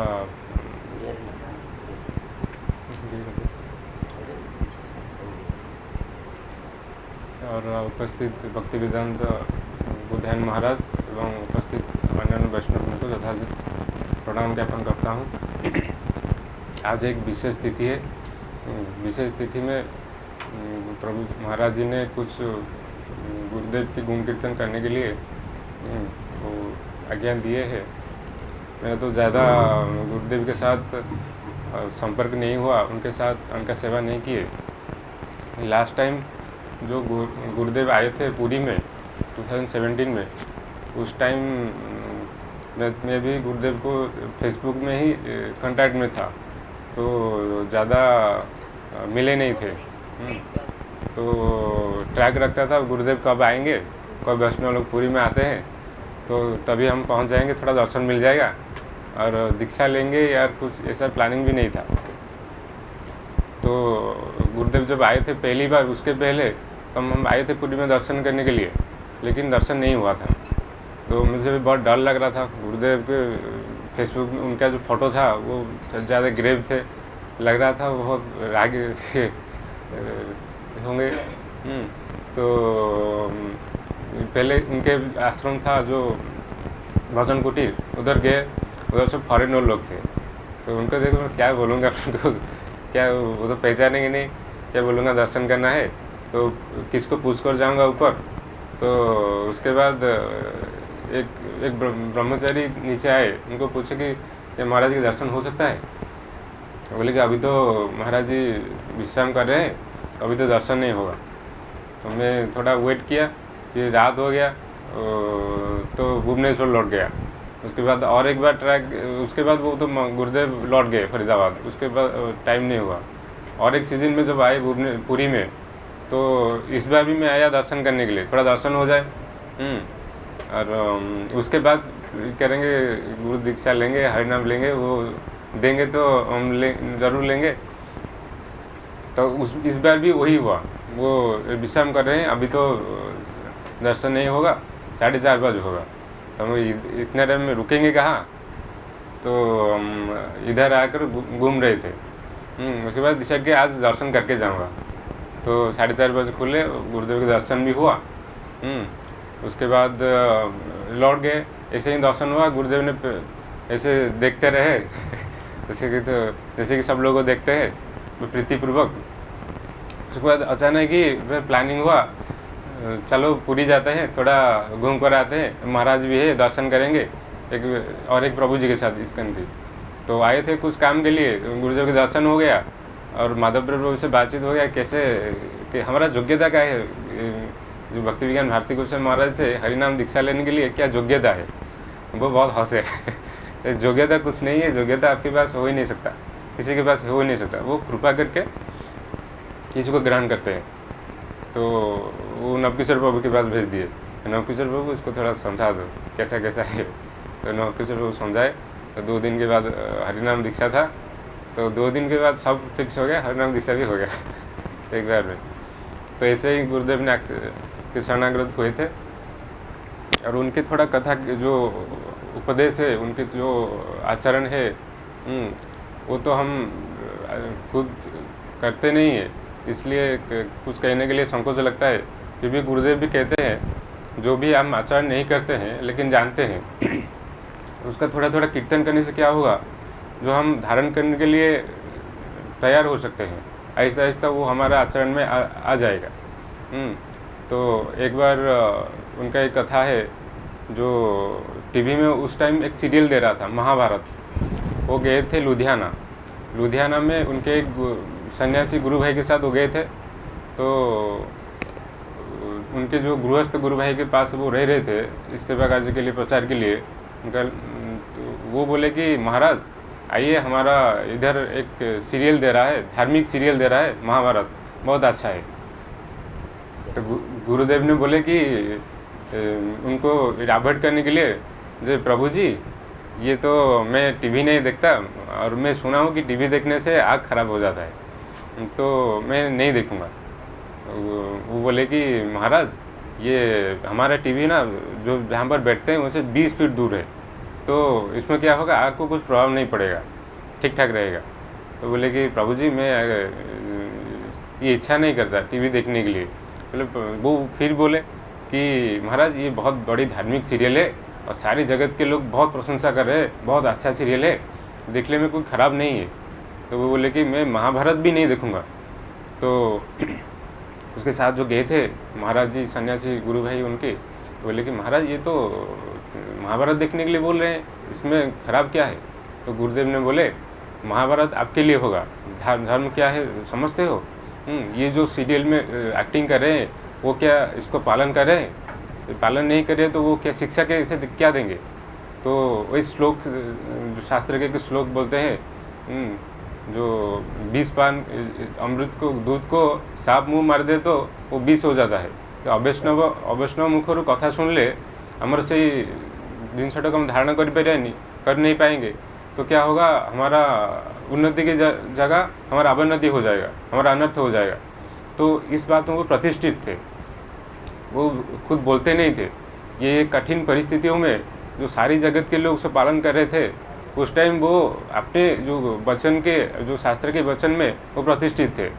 वो सारी लोग एक काम कर रहे हैं तो हम उसी काम को करेंगे, ऐसा नहीं। जो महाराज जी बोले भी, उनके जो सन्यासी गुरु भाई वो बोले भी, महाराज ये तो सारी जगत के लोग देख रहे हैं, सब साधु भी देख रहे हैं। तो बोले कि अंधे हजारों अंधे सब मिलकर एक काम करेंगे तो क्या ठीक रास्ता, ठीक मार्ग को पा जाएंगे? वो कभी नहीं पा पाएंगे। एक जो आँख वाला व्यक्ति वही उनको रास्ता दिखा सकता है। हम साधु है, प्रचार करने के लिए आए हैं, हम तत्व सिद्धांतों को लोगों को समझाएंगे। हम इसमें मत जाएंगे तो सिखाएंगे कौन? जो तत्व है, तत्व बोले महाराज जी कि जो युधिष्ठिर रोल करता है उनको अगर थोड़ा ज़्यादा पैसा दिया जाएगा और कहा जाएगा कि तुम दुर्योधन का रोल करेगा कि नहीं करेगा, तो उनका प्रति दुर्योधन के प्रति है या युधिष्ठिर के प्रति? इसके प्रति भी नहीं, तो पैसा के प्रति मतलब है। वो सिर्फ पैसा के लिए आते हैं और पैसा थोड़ा ज़्यादा हो जाएगा तो उनका रोल भी चेंज हो जाएगा। तो जो पालन नहीं करते वो आचरण क्या सिखाएंगे? तो इस तरह का उनका तो हमारा जो तत्व ज्ञान बोलते हैं उसका आचरण भी करते थे। और एक कथा है गुरुदेव की, जब एक बार चिकन पॉक्स हुआ था। गुरुदेव जब कोलकाता मठ में रहते थे, उनको और उनके कुछ गुरु भाइयों को चिकन पॉक्स हुआ था। तो चिकन पॉक्स में क्या होता है कि सेवा नहीं कर पाते थे, बहुत कष्ट होता था। बैठने उठने में भी बहुत कष्ट होता था। तो लेकिन गुरुदेव ने क्या किया, सोचे कि मैं तो कभी शास्त्र अध्ययन नहीं कर पाता था, तो क्या करूँगा, अभी शास्त्र अध्ययन करने के लिए सुযোग मिला है। तो वो क्या देखेगी, जो कठिन परिस्थितियों में जहाँ पर हम खुद क्या हो जाते हैं, फ्रस्ट्रेट हो जाते हैं, क्या बहुत दुख मिलता है, तो उसमें भी वो भगवान की कृपा देखते हैं। तत्तेनुकंपा सुमिक्षमानम, ये श्लोक की जो प्रैक्टिकल एग्जाम्पल है, ये गुरुदेव की ये लीला है। जो कैसे उसके टाइम क्या हुआ, तो सारे लोग तो कुछ गुरु भाई तो चिकन पॉक्स में पढ़े थे, लेकिन गुरुदेव ने क्या किए, वो सारी टाइम चैतन्य चरितामृत पढ़ते रहे। चैतन्य चरितामृत इतना मग्न हो गए कि उनके एक शिला भक्ति सिद्धांत सरस्वती ठाकुर के एक शिष्य वो क्या कहते थे कि ये अन्य ब्रह्मचारियों को बोलते थे कि इसको थोड़ा, कृष्ण ब्रह्मचारी वो बोले कि इसको थोड़ा गाइड करो, थोड़ा नज़र रखो, नहीं तो क्या होगा, ये पढ़ते पढ़ते पागल हो जाएगा। इतना अभिष्ट हो गए थे उसमें। तो अन्य ब्रह्मचारियों ने क्या किया, थोड़ा ये जो दुख को टेंशन हो गए थे, लेकिन गुरुदेव ने क्या किया, इस दुख को भी भगवान की कृपा समझे और कृपा भी हो गया। तो ऐसे ही महाभागवत के ये से सब चरित्र होता है, नेचर होता है। वो सारी जो श्लोक बोलते हैं, जो तत्वज्ञान होता है, उसको अनुभव भी करते हैं। लेकिन हमारे समक्ष ये सब कठिन परिस्थिति आ जाएगा तो हम क्या समझेंगे, हमको तो ये अनुभव नहीं है, इसलिए हम थोड़ा कीर्तन करके इस बात को बोल बोल कर थोड़ा इसको खुद अपनाने के लिए आहिस्ता आहिस्ता हो जाएगा। और एक कथा है, जब गुरुदेव एक नरसिंहपल्ली जब कोलकाता मठ में थे, उनके हमारे परम गुरुदेव, उनके गुरुदेव भक्तिदायित माधव गोस्वामी महाराज, वो बोले कि नृसिंह चतुर्दशी की जो पारण है, हम नृसिंहपल्ली में जाकर खीर लगाएंगे, उसको आकर उसके बाद जो बाद के जो दिन है तो पारण करेंगे। तो नृसिंह चतुर्दशी में तो सब उपवास होता है, तो कौन जाएगा, और बहुत डिस्टेंस भी है, जाने के लिए लग जाएगा 4-5-6 घंटा, आने के लिए 5-6 घंटा, तो 10-12 घंटा इधर चला गया, उधर प्रसाद बनाकर खीर प्रसाद बनाकर भोग लगाकर लाएंगे, उसके बाद पारण के दिन पारण करेंगे। तो और सब ब्रह्मचारियों ने भी बोले कि गुरुदेव ये तो बहुत टाइम लग जाएगा, प्रैक्टिकली ये तो संभव नहीं है, तो कैसे करेंगे। लेकिन गुरुदेव ने बोले कि मैं इसको कर लूँगा। तो गुरुदेव ने और कुछ ब्रह्मचारी 2-4 को लेकर बस ट्रेन में चले गए। तो सुबह चले गए, जाकर कुछ भी लिए नहीं, उधर जाकर सब अरेंजमेंट करके भोग प्रसाद लगा कर जब रिटर्न आए तो शाम हो गया। तो तभी क्या हुआ, जो भंडारी थे, जो प्रसाद हम रखते थे, उनका वो ये ख्याल नहीं रहा कि ब्रह्मचारी गए हैं, आकर प्रसाद पाएंगे। तो सुबह से वो सब निर्जला हो गए, अभी तक कुछ प्रसाद नहीं पाए। तो उसके बाद क्या हुआ, सब ब्रह्मचारी और जो ब्रह्मचारी गए थे वो थोड़ा गुस्सा हो गए कि हम सुबह से गए हैं सेवा कार्य के लिए और अभी तक भूखे हैं, तो थोड़ा प्रसाद भी रखना चाहिए था। लेकिन गुरुदेव ने क्या समझे, गुरुदेव ने समझे कि ये भगवान की कृपा है। कैसे ना, ये हम मठ में रहते तो ये निर्जला एकादशी नहीं कर पाते, निर्जला जो नरसिंह चतुर्दशी नहीं कर पाते, कुछ प्रसाद पा लेते। लेकिन जब अभी प्रसाद लेकर लाए, अभी हमारे लिए प्रसाद भी नहीं है, तो भगवान की कृपा से हमारा निर्जला भी हो गया और काल को खीर प्रसाद पाकर पारण करेंगे। तो ऐसी कठिन स्थिति में हमारा क्या हालत होगा, हम तो सोचेंगे, गुस्सा हो जाएंगे। और गुरुदेव ने अपने जो परम गुरुदेव के मनोभीष्ट समझकर भी सेवा करते थे। वैष्णव लोगों के मनोभीष्ट समझकर सेवा करते थे। जैसे कि एक प्रदर्शनी होता था, पहली बार हुआ था वृंदावन में, इलेक्ट्रॉनिक्स प्रदर्शनी। तो परम गुरुदेव ने बोले थे जो एक प्रदर्शनी होगा तो 2 लाइन बनाना और प्रदर्शनी को एक पुरुष लोगों के लिए, एक महिला लोगों के लिए, तो क्या होगा कि ठीक ठाक चलेगा। लेकिन गुरुदेव ने बोले कि नहीं गुरुदेव, नहीं महाराज, गुरुदेव हम 3 लाइन बनाएंगे तो अच्छा रहेगा। वो परम गुरुदेव बोले नहीं तुम 2 लाइन बनाओ। ऐसे 2 बार बोले कि तुम 2 लाइन बनाओ, लेकिन गुरुदेव ने क्या किया, 3 लाइन ही बनाए। उसके बाद क्या हुआ, बहुत बढ़िया से प्रदर्शनी हुआ। वृंदावन में पहली बार था इलेक्ट्रॉनिक्स प्रदर्शनी, सारी लीलाओं का वर्णन था। तो बड़े बड़े जो हमारा वृंदावन के उस टाइम में जो थे, जो साधु समाज थे, वो उनका लेटर आना शुरू हो गया परम गुरुदेव को, जे हम भी जाना चाहते हैं आपके जो प्रदर्शनी है, कैसा अरेंजमेंट हुआ है, कैसा लीला हुआ है। लेकिन हम तो वृद्ध है, तो जाकर इसमें भीड़ भाड़ में हम नहीं देख पाएंगे, तो कुछ अरेंजमेंट हो पाएगा क्या। तो जो वो जो लेटर लिखे गुरुदेव को, बोले कि ठीक है आप सबको भेज दो, हम अरेंजमेंट कर लेंगे। तो उस टाइम में जो 3rd लाइन था वो उनके लिए बढ़िया से सब दर्शन किए और बहुत खुश हुए। परम गुरुदेव भी बहुत खुश हुए जे ऐसा अरेंजमेंट किए। तो उसके तो बहुत खुश हुए। लेकिन और सब जो ब्रह्मचारी और जो उनके थे गुरु भाई, वो बोल रहे थे कि देखो गुरुदेव ने आपको बोल रहे हैं जो 2 लाइन बनाने के लिए, और गुरु वाक्य पद्ममुख, गुरु जो बोल रहे हैं उसी को करना चाहिए। लेकिन हमारे गुरुदेव ने क्या किए, वो 3 लाइन बनाए। यही है मनोभीष्ट जानकर सेवा करना। गुरुदेव ने परम गुरुदेव को सेवा करते करते उनके मनोभीष्ट को समझ पाए और सेवा किए और सक्सेस भी हुए। गुरुदेव ने परम गुरुदेव खुश भी हुए। तो इस बात में एक प्रभु जी, शायद माधवी प्रभु जी पूछ रहे थे और कोई ब्रह्मचारी पूछ रहे थे गुरुदेव को, तो हम कैसे मनोभीष्ट को समझकर सेवा करेंगे। तो गुरुदेव ने बोले थे कि आप सेवा करते रहो, जो अपने गुरुदेव जो कहते हैं उसको सेवा करते रहो।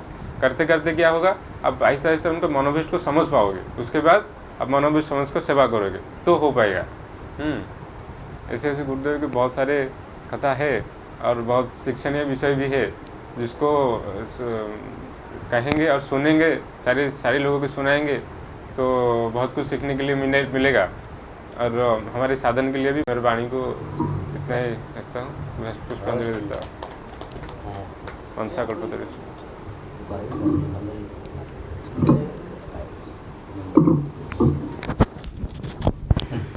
हाँ महाराज जी, सही बात है। ये बात को बोलते थे तो कि देखो, कथा दो प्रकार की होती है कि एक क्या, एक है खुद प्रतिष्ठित होकर के बोलना, और एक है कि हम प्रतिष्ठित होने के लिए कथा करते हैं। तो कि बहुत अच्छा है, अभी बहुत सुंदर लगा। राजीव प्रभु हमारे इतना कथा को याद रखते और बोले। महाभारती कथा वो बड़ा प्रसिद्ध है, बड़ा शिक्षण की बात भी है, क्योंकि चिद अनुशीलन जो है, चिद अनुभव जो है नहीं होता है। बाकी दुनिया सब कुछ नॉलेज मिल जाएगा, इन्फॉर्मेशन मिल जाएगा, महाभारत क्या है पता लग जाएगा, लेकिन जो आत्मा की जो वृत्ति वर्धन होना है वो नहीं होगा। वो सही है। चलो अभी हमारे बड़े रमणी मोहन प्रभु है, वो आप लोग को अपना गुरुदेव को चरण कमल में बात सुन पुष्पांजलि देते। आज बड़ी आनंद की तिथि है, और ऐसा है कि आज दोपहर को हमारे उत्सव होगी फिर चैतन्य गौड़िया मठ में।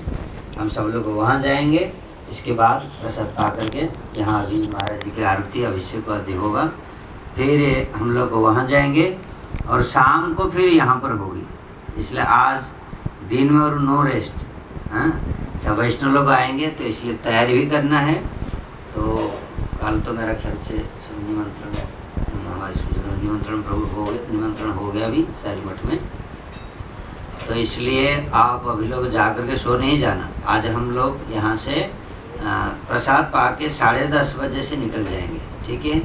10:30 बजे वहाँ चले जाने से अच्छा, जितना जल्दी हो यहाँ से करके फिर चले जाएंगे।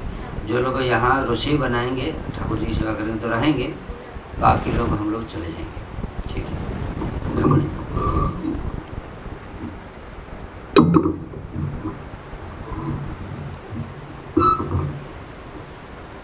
वंदे हम श्री गुरु श्रीयुतपदकमलं श्री गुरुन् वैष्णवांश्च श्रीरूपं साग्रजातं सहगण रघुनाथनुतं तं सजीवं साद्वैतं सावधूतं परिजनसहितं कृष्ण चैतन्यदेवं श्रीराधाकृष्णपदां सहगण ललिता श्रीविशाखान्वितांश्च। हरे कृष्णा कृष्ण कृष्ण हरे हरे, हरे राम राम राम हरे हरे। मैं सर्वप्रथम अपने परमाराध्यतम गुरुपाद पद्म नित्यलीला प्रविष्ट विष्णुपाद अष्टोत्तर शत श्री श्रीमद् भक्ति विज्ञान श्री भारती गोस्वामी महाराज एवं नित्यलीला प्रविष्ट विष्णुपाद अष्टोत्तर शत श्री श्रीमद् भक्ति वेदांत श्री नारायण गोस्वामी महाराज जी के श्री चरण कमलों में अनंत कोटि साष्टांग दंडवत प्रणाम अर्पण करता हूँ।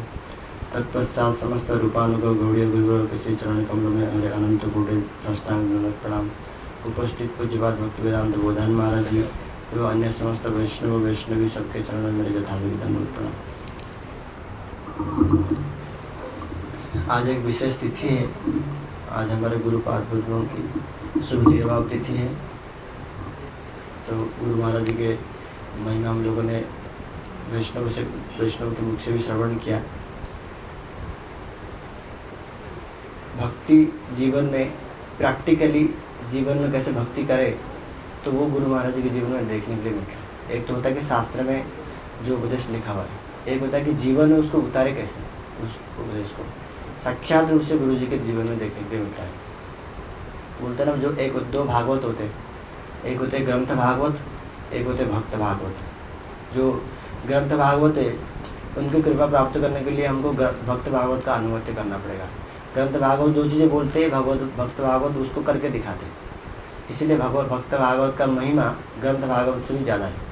जैसे अभी मैंने ये वाला जो मंगलाचरण किया, इसके विषय में गुरु जी बोलते थे, अगर आपके पास अगर समय नहीं है तो ये वाला मंगलाचरण करना, वंदे हम श्री। इसमें गुरु से लेकर के वैष्णव से लेकर के राधा कृष्ण महाप्रभु सारे गुरुदेवों का मंगलाचरण हो गया, कंप्लीट हो गया, और कोई बचे ही नहीं, सब कुछ आ गया इसके अंदर।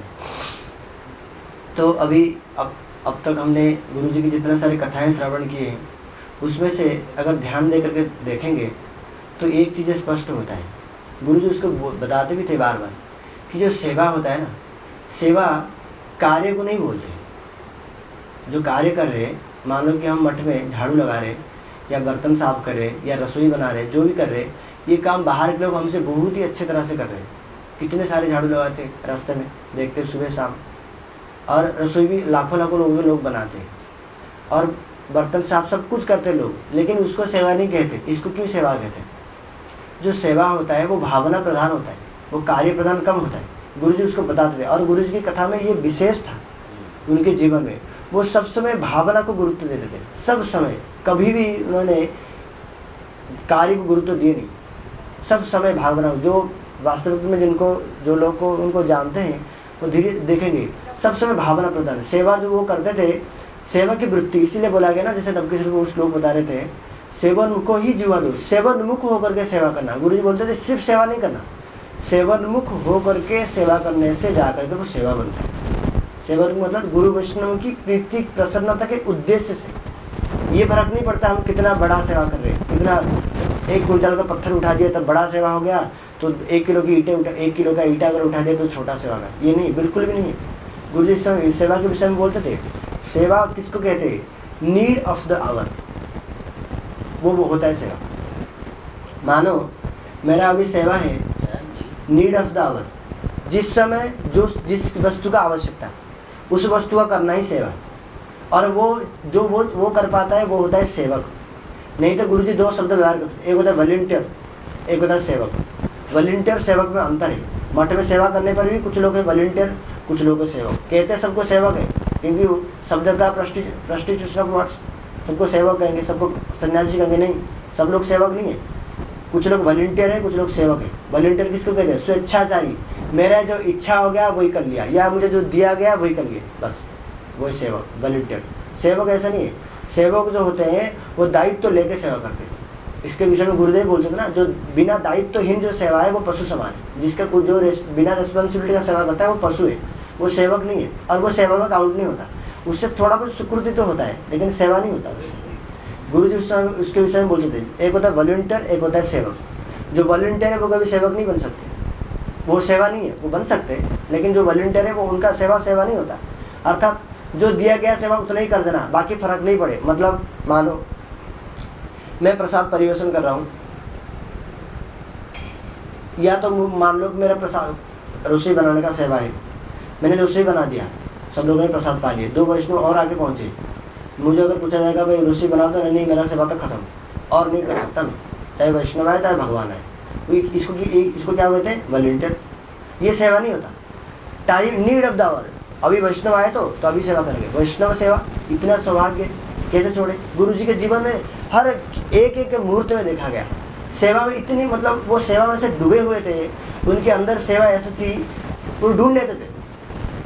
वृद्धावस्था में कुछ सेवा नहीं कर पाते ना, चल भी नहीं पाते, तो गुरु जी कहते थे, एक जगह में गए थे, मुझे वो स्थान स्मरण नहीं है, जब गुरु जी मायापुर जाते थे 2017 या 16, मायापुर जाने से पहले एक भक्ति घर में रुके थे, हैं डेबरा एक स्थान पे रुके थे 2017 में। और गुरु जी का स्वास्थ्य इतना खराब था, वो बिस्तर से उठ भी नहीं पाते थे। लेकिन उस घर में जब पहुँचे, शाम को कपड़ा पहन के तैयार, महाराज जी क्या करना? ना से कथा करनी। महाराज आपको स्वास्थ्य खराब है, डॉक्टर ने मना किया कथा नहीं करनी, विश्राम करना। नहीं मैं तो कथा करूँगा। मैं कथा क्यों करोगे? सब जब स्वास्थ्य खराब है ना, नहीं, जब वैष्णव के घर में आए तो हमारा कर्तव्य बनता है सेवा करना, मैं तो और कुछ सेवा नहीं कर सकता, इसलिए मैं कथा करूँगा, यही मेरा सेवा है। तो ये होता है कि ना, जैसे हम सोचते ना, चलो अगर ये वाला सेवा मिल जाता तो मैं कर लेता, चलो नहीं मिला छोड़ो क्या करें। नहीं मिल जाता, क्या सेवा का कम है? सेवक भगवान की सेवा अनंत है, अनंत लोगों का अनंत समय के लिए करेंगे तो खत्म नहीं होगा। लेकिन क्या होता है, वो सेवा भावना नहीं होने के कारण हम सेवा हम ढूंढ नहीं पाते। बामन गोस्वामी महाराज बोलते थे ना, माँ के लिए घर की सेवा बोलना नहीं पड़ता, या बोलना नहीं पड़ता, उनको दिखाई देता है, उनको दिखाई दे जाता है। अरे ये सेवा कितने सारे पड़े गुरु जी इस प्रकार की, वो क्या करेंगे? कथा करेंगे। अंतिम समय में शरीर कितना भी स्वास्थ्य खराब हो जाए, जब तो बहुत ज़्यादा खराब हो गया तब भी सेवा करने के लिए आएंगे। 5 मिनट सही हो, उस दिन भी कथा किए, 5-10 मिनट कम से नहीं किए, लेकिन कथा करूँगा, क्यों? सेवा करना है। और जब जैसे और स्वास्थ्य खराब हो गया तो सेवक को बोलेंगे एक काम करो, वैष्णव लोग को प्रसाद पा रहे, कम से कम मुझे वहीं लेकर चलो। तो वहाँ क्या करूँगा? वहाँ तक कोई सेवा नहीं है ना, वहाँ वैष्णव को दर्शन करूँगा, वैष्णव के प्रसाद पा रहे, दर्शन करूँगा, यही मेरा सेवा। मतलब भावना है, कैसे वैष्णव की सेवा करने की भावना है, ये चीज़ देखने के लिए मिलता है। गुरु जी बताते सब समय, इसीलिए गुरु जी देख लेते थे कौन सेवा कर रहा है, कौन नहीं सेवा कर रहा है, और कौन किसकी भावना से सेवा कर रहे हैं। गुरु जी सब देखते थे। यहाँ एक माता जी थी, रसिया की माता जी, गुरु जी ने उनका नाम दिया था सफाई माता। उनका नाम, गुरु जी सबका नाम अलग अलग देते, उनका नाम दिया था सफाई माता। वो माता क्या करेगी, गुरु जी के प्रति बड़ा श्रद्धा है, इसलिए एक झाड़ू उनका बैग में रहता है। वो भी देखो कैसे होती है, उनका बैग में सब समय झाड़ू और एक डस्ट पैन लेके चलते हैं, और कुछ नहीं रहता उसके अंदर, लेकिन ये दोनों लेकर के लिए वो बैग ले रखा है। जाएंगे, देखेंगे गुरु जी का जो कमरा के बाहर और जो सीढ़ी, अगर कुछ धूल लग गया तो झाड़ू मारो, साफ करो, पूरी साफ रखते हैं। हमको तो क्या लगता है, अरे क्या फालतू में टाइम वेस्ट कर रहे, ये बड़े सेवा करो, क्या कुछ हरिनाम करो, ये क्या फालतू में मन मर्जी नहीं, लेकिन उनका भावना है। और गुरु जी उस भावना को पहचानते थे। वो जब भी माता आती थी बोलते सफाई माता, इसको मिठा दो, इसको लड्डू दो। क्यों, हमको तो पता नहीं चलता कि वो क्या कर रहे हैं, लेकिन गुरु जी पता लगा देते, क्योंकि वो सूक्ष्म वो सेवा ही ऐसे किए। और अलग अलग समय में, जैसे रथ यात्रा होती, जगन्नाथ रथ यात्रा, वैष्णव लोग आएंगे मठ में, बहुत सारे वैष्णव लोग आएंगे और बड़ा भीड़ भी है। उस समय अगर किसी को अगर पानी चाहिए तो वो क्या करेगा, पानी बोतल कहाँ मिलेगा, कहाँ ढूंढे, और उसमें पानी बोतल बहुत महंगा होता है।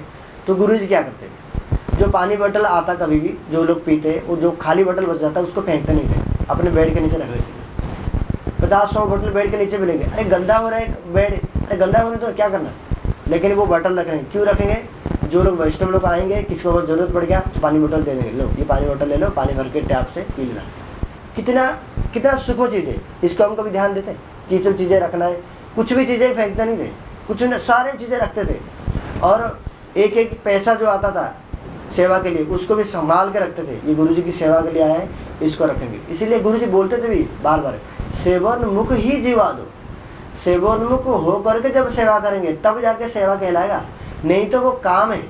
गुरु प्रभुपाद ही बोलते थे, वो सिर्फ क्या है, ड्यूटी, वो कर्तव्य है, वो सेवा नहीं। गुरु जी उसके लिए बोलते थे, जब हम ड्यूटी करेंगे और जब हम सेवा करेंगे तो हमको खुद को हृदय से अनुभव हो जाएगा, हम ड्यूटी कर रहे हैं या सेवा कर रहे हैं। गुरु जी उदाहरण देते थे, 2 दुकानदार हैं, 2 दुकानदार में से एक दुकानदार का दुकान इतना अच्छा चलता है, वो सुबह 7 बजे निकलता है घर से, शाम को 10 बजे पहुंचता है घर में, आके सो जाते हैं, क्योंकि पूरा दिन तक थक जाता है ना, सो जाते हैं, सुबह चले जाते हैं, फिर शाम को, ऐसा हर रोज़ होता है। और जब दुकान में जाता है उसका क्या काम होता है, इतने लोग आते हैं, वो चाय नहीं पी पाता ढंग से, चाय पीने के लिए लाया, एक सिप लेता है, ख़त्म, इतना लोग आ गए, चाय ठंडा हो गया, चलो उसको फेंक दो।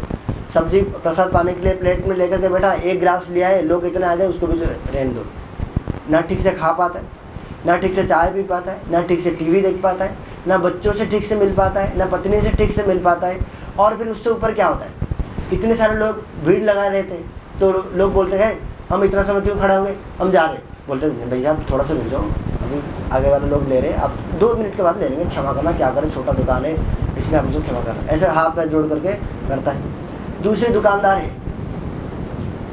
उसके दुकान में कैसा, वो उसका कैसे परिचर्या, वो आएगा रोज़ 10 बजे, 7 बजे नहीं आता, क्योंकि उनका दुकान में कोई आता नहीं। 10 बजे आएगा, शाम को 8 बजे 6 बजे चले जाता है, इतना बस काम है। और दिन भर जो बैठा रहता है दुकान में, 20-30 लोग मुश्किल से आते हैं।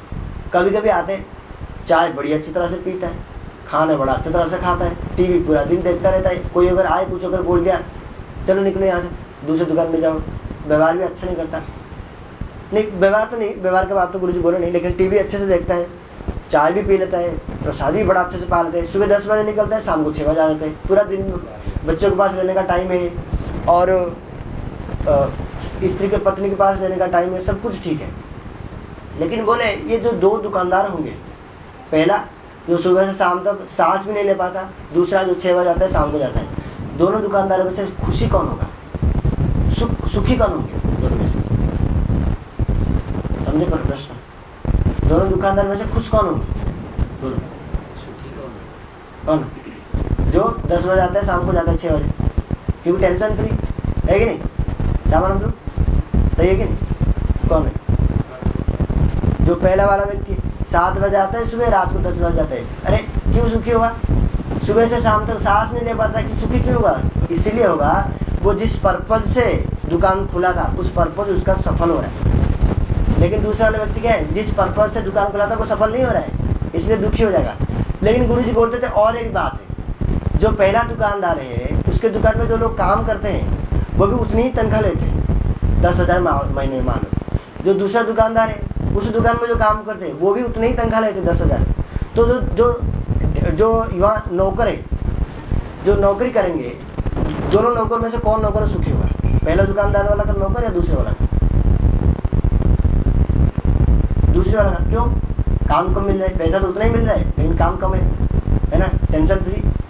दूसरे जो पहला दुकानदार को जो नौकर है वो दुखी होते हैं, अरे यार 10,000 देता है, सुबह से शाम तक इसमें काम करो, चलो यहाँ छोड़ के चले जाते। दूसरा एक हो गया वो। और तीसरी फ्री गुरुजी बोलते थे, अगर वो जो दुकानदार मालिक है उसकी बेटा, पहला दुकानदार जो मालिक उसका बेटा सुख होगा या दूसरे दुकानदार जो मालिक है उसका बेटा सुखी होगा, उसमें से कौन सुखी होगा? नहीं समझ पाते, कोई उत्तर ही नहीं देते। पहला। तो क्यों ऐसा है?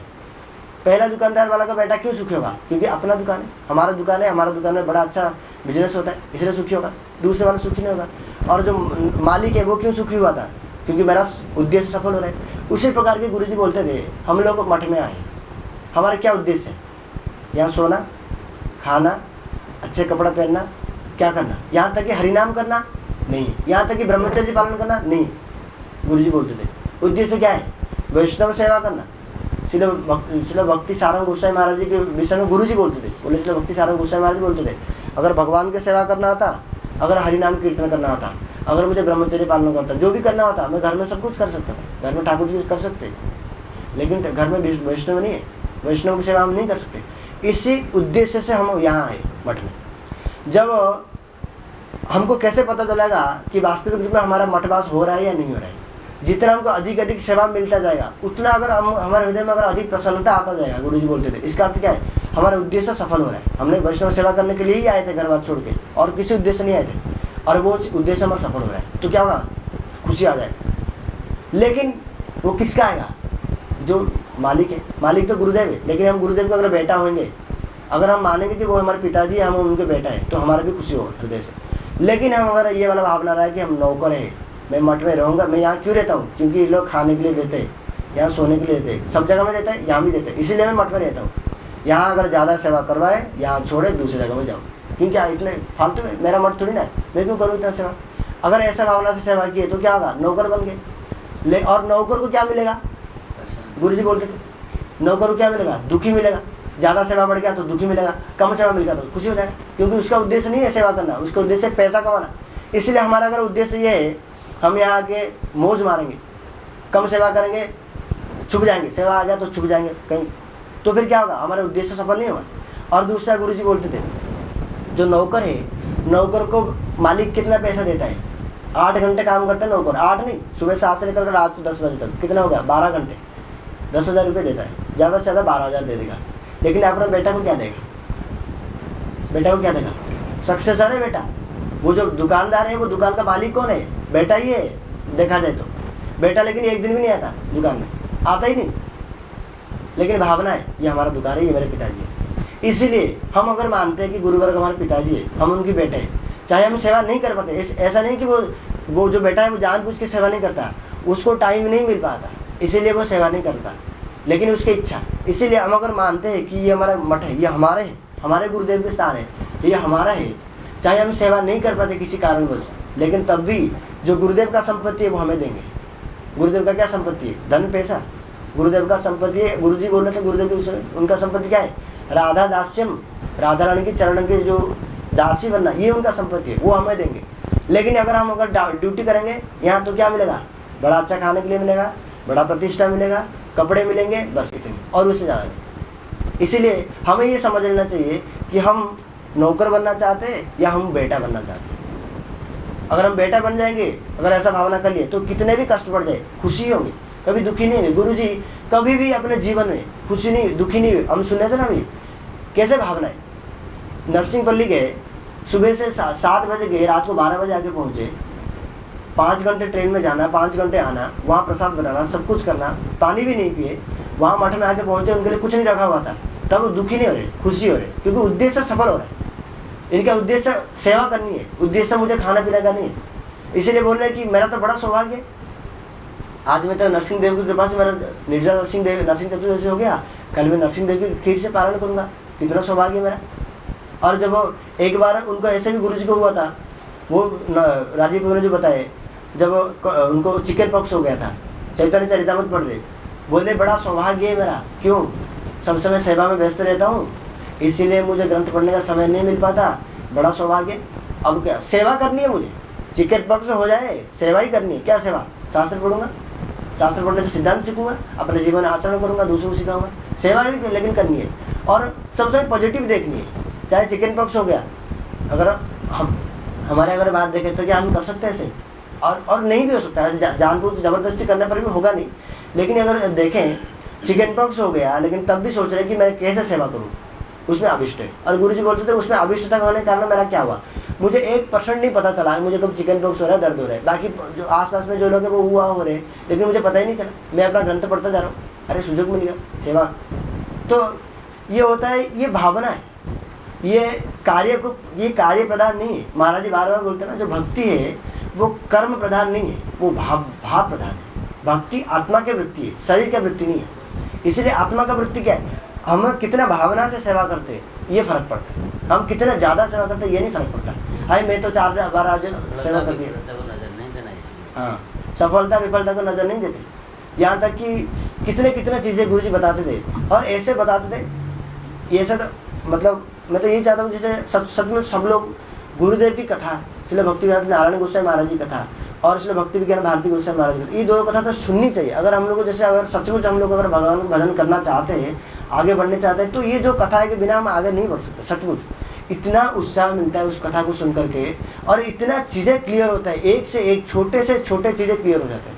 मैं कल बता रहा था कि अगर एक प्रश्न गुरुदेव से कोई, गुरु महाराज से कोई पूछता, तो उस प्रश्न का ऐसे उत्तर देते, उस प्रश्न के आसपास 10 किलोमीटर तक कोई भी प्रश्न और रहेगा नहीं, सारे प्रश्न उत्तर मिल जाएंगे। कोई अगर पूछेगा कि महाराज जी चैतन्य महाप्रभु ने बोले हैं, त्रिनादपि सुनिचेना तरुरीवा सहिष्णुना अमानी न माने न कीर्तनीय सदा है।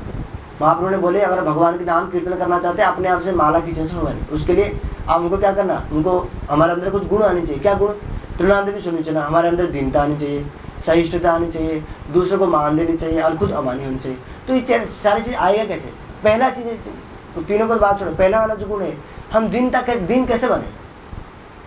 गुरु जी बोलते हैं दिन कोई चाहने से बनता नहीं है, हम अगर चेष्टा करके दिन बन जाएंगे, मैं बड़ा दिन दरिद्र हूँ, वो बनता नहीं है। गुरु जी उसके लिए भी उदाहरण देते थे, इतना समय तो नहीं है, चल बताया था, उदाहरण देते थे। जो एक व्यक्ति था साउथ इंडिया में ही है, वो जाकर के ठाकुर जी के सामने हाथ जोड़ करके रोज़ बोलेगा कि पापोस्मि पापात्मा पाप संभवा, मैं पापी हूँ, मेरा जीवन पाप में चला गया, रोज़ ठाकुर जी के सामने, एक दिन नहीं, 2 दिन नहीं, कितने महीने। एक साधु रोज तक उसको नोटिस करते, भाई बड़ा अच्छा व्यक्ति है, कितना दीनहीन, एक दिन, और उसका नाम लेकिन नहीं पता, क्योंकि वो बोलता नहीं अपना नाम, पापोस में पाप बोल के चला जाता है। एक दिन साधु ने उसको बुलाया, अरे पापी इधर आ। वो इधर उधर देखा, पापी किसको बुला रहे, अरे तुझे ही बुला रहे हो, पापी इधर आ, इधर पाप अपना। साधु ने कोई बुरा उद्देश्य से बुलाया नहीं, साधु को पता नहीं उसका नाम है और वो खुद बोलता है मैं पापी हूँ, तो बुला दिए, अरे पापात्मा इधर आ। गुस्से मुँह फुला करके आया, साधु को बोलता है 2 रुपये की कलर खरीद के कपड़े में डाल के लाल कपड़ा कहाँ से पहन लिया, खुद को बड़ा साधु मान लिया, दूसरे को पापी समझता है।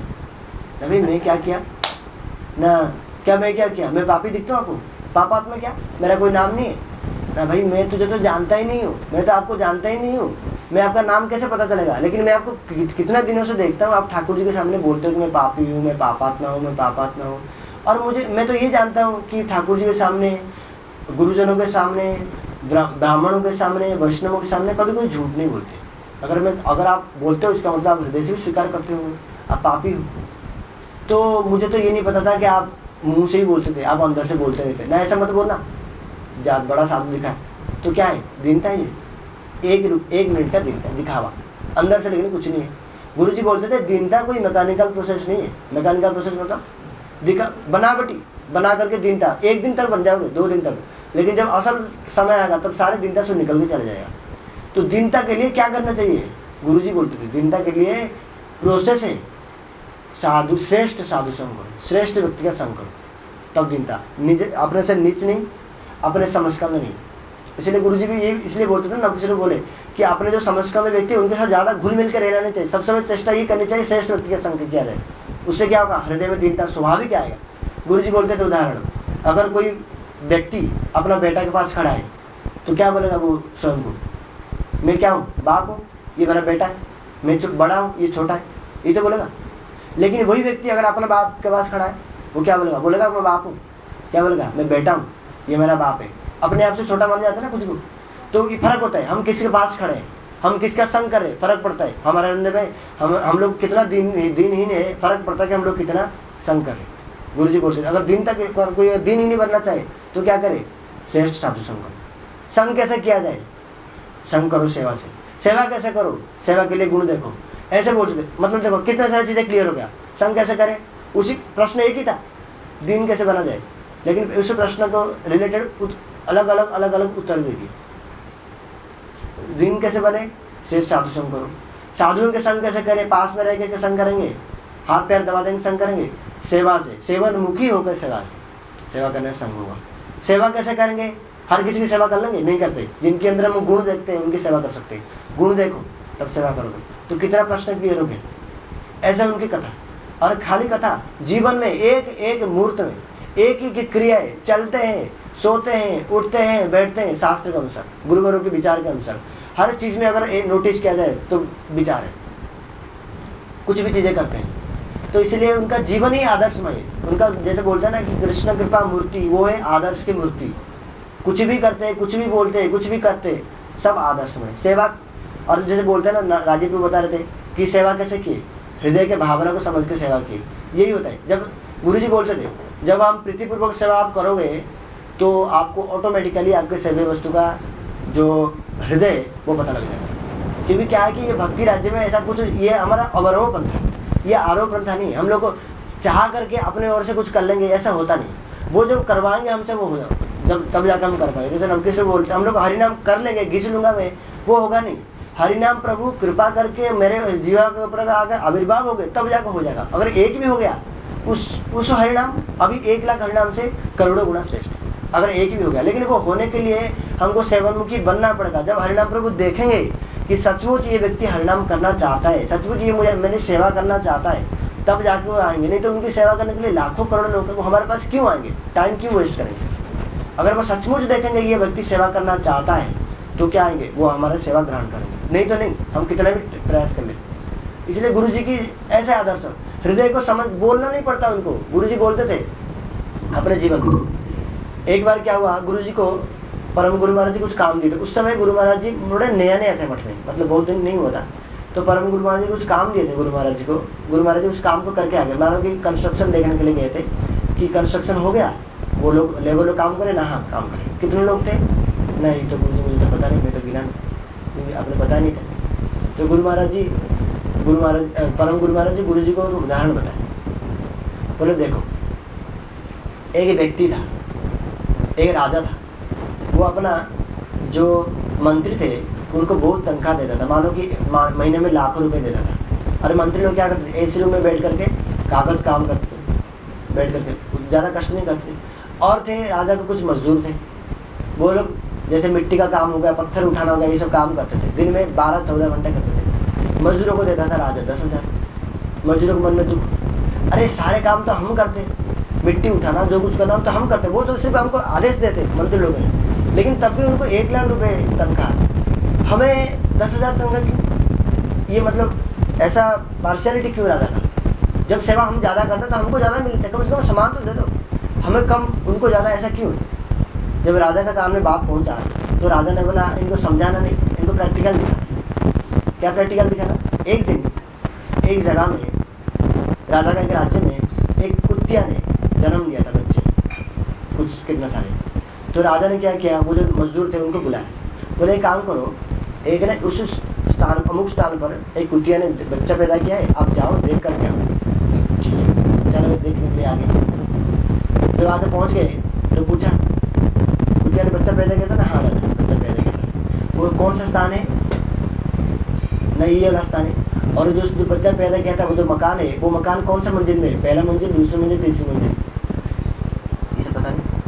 और जो बच्चा पैदा किया था कितना बच्चे थे? अरे ये तो हमने पता नहीं, ये तो हमने देखे थे। और जो बच्चे थे उसमें से मेल कितने थे, फीमेल कितने थे, नहीं तो हमने चेक नहीं किए। उनको कलर क्या था वो नहीं चेक किए थे। उनको जन्म देते हुए कितना दिन हुआ अभी तो हमें इतना ज़्यादा आपने बताया नहीं थे, हम क्या आ गए। ठीक है जाओ, बहुत बहुत धन्यवाद। मंत्री को भेजा, जाओ।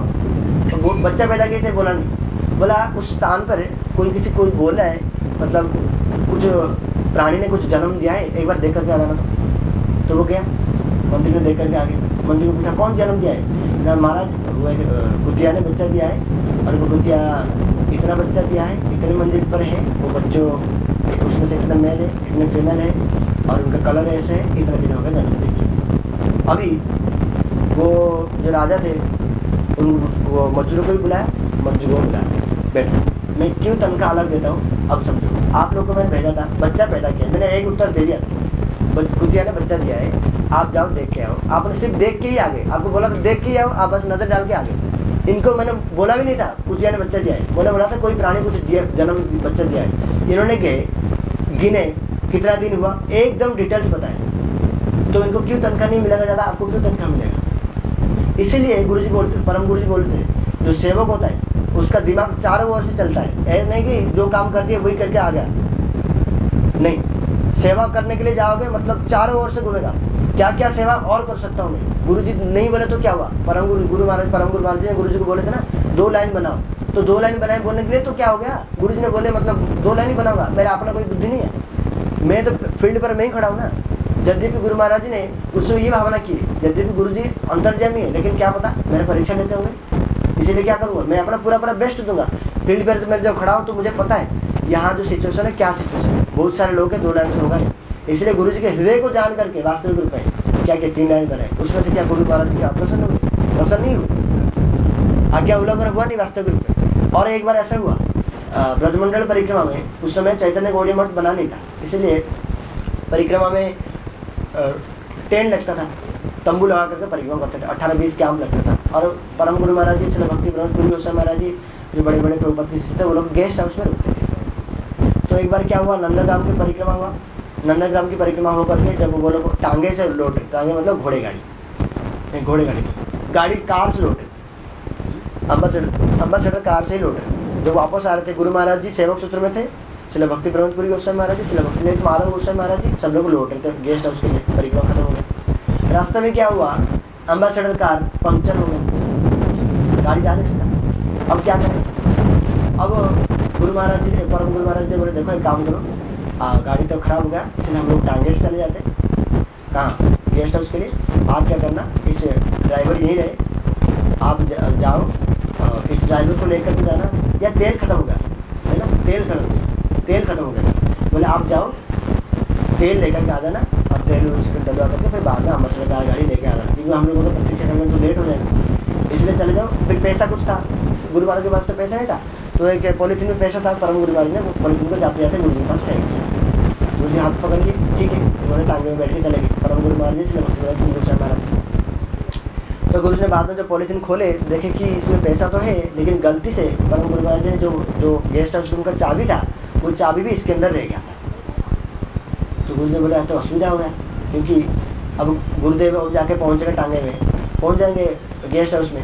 अब मैं अगर बस में जाऊँ, फिर जाके क्या करूँगा, तेल लेकर के आऊँगा, फिर इसमें डलवाऊँगा, गाड़ी लेकर जाऊँगा, तब तक तो मेरे 1-2 घंटे लग जाएगा। तो 1-2 घंटे तक गुरु महाराज तो बाहर ही खड़े रहेंगे, क्योंकि कमरे का चाबी तो मेरे पास रह गया। तो क्या करनी चाहिए, गुरु जी ने बस में गए, सबसे पहले जा करके जो गेस्ट हाउस के जो मैनेजर थे उनको कमरे का चाबी दिए, मतलब जो महाराज जी लोग आएंगे 2-3 महात्मा, उनको अपने कमरे का चाबी दे देना, बाकी फिर दे करके आ गए। परम गुरु ने कुछ बोले नहीं, अपने बुद्धि लगा के आ गए। तो परम गुरु महाराज जी जाके पहुँचे, तो पॉकेट जब चेक किया, उनको भी अनुभव हो गया, चाबी तो मैंने गलती से दे दिया। तो परम गुरु महाराज जी किसी को कुछ बोले नहीं, क्या करें, अपने हरिनाम लेकर के भजन कुटीर बाहर ही से घूम रहे, उनको किसी को बताएंगे नहीं। तो जो गेस्ट हाउस के जो प्रेसिडेंट तो नहीं, मैनेजर थे, उन्होंने बोले महाराज जी आप बाहर क्यों घूम रहे हैं, आप अंदर में जाइए। मैं क्या करें, वो गलती से नरोत्तम को मैंने दे दिया चाबी, तो चाबी उसके पास रह गया। तो बोले नहीं महाराज जी चाबी उनके पास नहीं है, चाबी मेरे पास है, तो प्रभु ने मुझे चाबी दी, आप इसलिए चाबी में खोल लेता हूँ, आप आराम से ही विश्राम कीजिए, क्योंकि उस दिन परिक्रमा करके आए थे ना, थके होंगे। इसलिए परम गुरु महाराज जी उस दिन रात को सारे सेवक कथा में बोले, सब सेवक विभिन्न विभिन्न सेवक का नाम बताया कि एक बाण सेवक, 6 प्रकार के सेवक होते हैं। लेकिन जो 3 प्रकार के सेवक बात बताए, एक होता है कनिष्ठ सेवक, एक होता है अधम सेवक, एक होता है उत्तम सेवक। और जो उत्तम सेवक, जो अधम सेवक होता है, उन्होंने बोले जो अधम सेवक होता है, जो सेव्य वस्तु जो बोलेंगे वो भूल जाएगा। अरे आपने क्या बोला, ओह मतलब भूल गया। सेव्य वस्तु जो बोलेंगे, अरे आप ये वाला काम करके आ जाना ना, हाँ मैं करूँगा, लेकिन भूल जाएगा, करेगा नहीं। जो मध्यम, जो कनिष्ठ सेवक है, एक होता है अधम सेवक, एक होता है मध्यम सेवक। जो मध्यम सेवक है, सेव्य वस्तु जितने बोलेंगे उतना ही करेंगे। जाओ यहाँ जाकर के इस व्यक्ति को इन्विटेशन दे करके आना, ठीक है, दे दिया। उस वैष्णव के पास अगर और कोई वैष्णव है और कोई दूसरे मठों से, उनको भी इन्विटेशन देने से हो जाएगा? नहीं, गुरुजी ने बोले नहीं, उनके मठ को दूसरे अगली बार जाऊँगा, चाहे 2 घंटे वेस्ट हो जाए, लेकिन नहीं, गुरुजी ने जितना बोले उतना करूँगा। ये बोलते हैं मध्यम सेवक। लेकिन जो उत्तम सेवक है, वो गुरुजी नहीं बोलने पर भी गुरु महाराज के सेव्य वस्तु वैष्णव के हृदय को जान करके सेवा कर लेता है, ये होता है उत्तम सेवक। शायद उस दिन गुरु महाराज, परम गुरु महाराज ने गुरु महाराज का नाम भी लिया था, नाम लिए नहीं था, नाम भी लिया था, ये नरोत्तम है, ये उत्तम सेवक। क्यों? हमने उनको बोले नहीं थे, लेकिन वो समझ गया इनको अभी क्या चाहिए। अभी ये गलती से चाबी छोड़ दी मेरे पास, इसलिए क्या होंगे, बाहर धूप में आए हुए खड़े होंगे, इसलिए क्या करता है, मैं सेवा कर लेता हूँ। ना कि नहीं, मुझे गुरुजी ने जो आदेश दिए, पहले गुरु आज्ञा का पालन करूँगा, पहले जाके तेल डलवाऊंगा, चाहे गुरुजी भूखे मर जाए कोई चिंता नहीं, गुरु आज्ञा पालन करूँगा, फिर जाके गुरुजी को दूंगा। नहीं, उत्तम सेवक। गुरुजी में हित किस में? जो जसोदा माता है वो क्या ये सोचते हैं, नहीं मैं कृष्ण को स्तन पिला रहा हूँ तो पिलाने दो, कृष्ण तो पी रहा है ना, सेवा छूट जाएगा, दूध उत्पन्न, कोई चिंता नहीं, बाद में भूखे रह जाएगा, कोई बात नहीं, ऐसे सोचते हैं। कृष्ण को किसमें हित होगा, तो गुरु जी का वास्तविक में सेवा किस में हो सकता है, ये देखते हैं। तो ऐसे अनेक उनकी सचमुच जो सेवा विग्रह, कल संजय प्रभु बता रहे थे, हमारे गौड़ीय संप्रदाय में एक तो नरहरि सेवा विग्रह प्रभु, एक गुरु महाराज जी को रूपानु गौड़ीय प्रभु ने सेवा विग्रह उपाधि प्रदान किया। क्यों? ऐसा तो नहीं प्रदान किया था, उनकी विग्रह ही सेवा की विग्रह है, वो सेवा की मूर्तिमान स्वरूप है। कहीं से भी देख लो सेवा है, कुछ भी सेवा करा दो, सारे सेवा प्रीतिपूर्वक करते हैं। गुरुजी चक्रवर्ती फैमिली से थे, लेकिन तब भी गाय की सेवा करते, गैयों की ऐसा सेवा करते। चलो भक्ति कुमुल संत गोस्वामी महाराज जी एक बार आए थे, जब मठ में आकर पहुंचे, देखे गैयों की, गाय बड़े खुश हैं, साफ सुथरे हैं, और उनके जो गौशाले बड़ा साफ सुथरे हैं, गाय बड़ा आनंद से रहते हैं। तो उन्होंने पूछे, क्या इस मठ में जो सेवा करते हैं गैयों की, क्या वो ब्राह्मण है? तो उस मठ इंचार्ज में, हाँ महाराज वो ब्राह्मण है। ठीक है, क्योंकि जो शूद्र है वो ऐसा सेवा नहीं कर सकता, शूद्र का स्वभाव है, शूद्र गंदा रहेगा, खुद को गंदा रहेगा, गायों को भी गंदा रहेगा, लेकिन जो ब्राह्मण है उनका स्वभाव है सचमुच। कौन करता है? ये प्रभु करते हैं, शाबाश, बहुत अच्छा सेवा करते हैं। खुश हो गैयों की सेवा करना। बिल्डिंग सब लोग तो सुनते हैं ना, गुरुजी को बोलते हैं सिविल इंजीनियर गौड़ी मठ का, वो इंजीनियर नहीं थे, लेकिन वो ऐसा सेवा किया कि सब लोग को इंजीनियर बुलाने लगे, और वो बन भी गए इंजीनियर को पाठ पढ़ाते है, गलत हो गया। और हमारे जो मैं गया था सुधादित्य महाराज जी गुरु महाराज जी से सीखे थे, बोले मैं सीख करके जो अमीन होते हैं, उड़िया में बोलते हैं अमीन, वो एक प्रकार के इंजीनियर, असिस्टेंट इंजीनियर टाइप का ही होता है। बोले हम लोग को उनको पढ़ाते, वो गलत करते हैं, हम लोग उसको सिखाते, क्योंकि मैंने महाराज से सीखा, महाराज ने मुझे सिखाया। ऐसे मैं तो सारी चीज़ें सीख नहीं पाया, लेकिन जितना सीखा उतना मैं उसको काम चला लेता हूँ पूरा। तो गुरु महाराज जी सेवा करते करते, सेवा चिन्मय वस्तु। प्रभुपाद बोलते थे, इसलिए भक्ति प्रमोद गुरु गोस्वामी महाराज जी जब प्रभुपाद को पूछे, प्रभुपाद ने उनको बोले आप क्या करोगे? एडिटर हो, आज से ये जो दैनिक नदिया प्रकाश उसका एडिटर, चीफ एडिटर, आपको थ्रू होकर तो बात रहेगा, बस मैं लास्ट में फाइनल एडिटिंग करूँगा। तो बोले प्रभुपाद मैं तो BSc का छात्र हूँ, मैंने कभी ये सब चीज़ किया नहीं जीवन में, मैं कैसे करूँगा, मतलब कैसे सीखूंगा? प्रभुपाद बोले उसकी चिंता मत करो, आप बस करते जाओ, सेवा चिन्मय वस्तु, वो आपके हृदय में प्रकाशित कर लेंगे क्या करनी चाहिए। लेकिन किसके हृदय में करेंगे? सबके हृदय में नहीं। मैं कर रहा हूँ, मेरे हृदय में नहीं कर रहा, इसका मतलब मेरे ओर से गलती है। मैं सेवा को सेवा रूप से नहीं कर रहा, मैं उसको काम ड्यूटी रूप से कर रहा हूँ। अगर मैं सेवा रूप से करता तो जरूर वो मेरे हृदय में प्रकाशित कर लेता। ऐसा कोई भी काम नहीं है। गुरु जो भगवत वस्तु है, चिन्मय वस्तु है, उनके अंदर भ्रम प्रमाद विपरीत कर्णपाठक, कोई लिमिटेशन, कोई गलती हो गया, ऐसा होता नहीं। वो सबसे परफेक्ट है। जो प्रभुपाद बोल दिए सेवा आपके हृदय में प्रेरणा दे देंगे, क्या सेवा करनी है तो दे देंगे। हमारे हृदय में नहीं दे रहे, इसका मतलब हमारे गलती है, सेवा की कोई गलती नहीं। तो इस प्रकार के गुरु महाराज जी के आदर्श जीवन चरित्र शुरू से लेकर के अंत तक, आखिरी सांस तक सेवा ही करते हैं। इसीलिए उनके जीवन विषय में क्या बोले, इसलिए उनके चरण में यही प्रार्थना करते कि उनकी जैसा सेवा वृत्ति थी, उनकी जैसा स्वाभाविक सेवा वृत्ति, प्रीति गुरु वैष्णव प्रति, उसका एक छींटा करोड़ों भाग में से अगर एक भाग भी हमारे जीवन में आ जाए तो हमारा जीवन सचमुच सफल हो जाएगा। तो ये कह करके उनकी चरण मेरे वाणी पुष्पांजलि के समाप्त करता हूँ। वांछा कल्पतरुभ्यश्च कृपा सिंधु भैवच पतितानं पावनेभ्यो वैष्णवेभ्यो नमो नमः।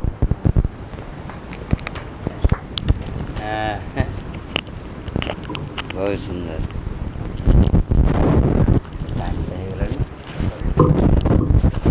चैतन्य बड़ी मठ से करिए कथा तो अच्छे चल लेट है जो ठीक है जी, बहुत सुंदर। वाह, भाषा नहीं वर्णन करने।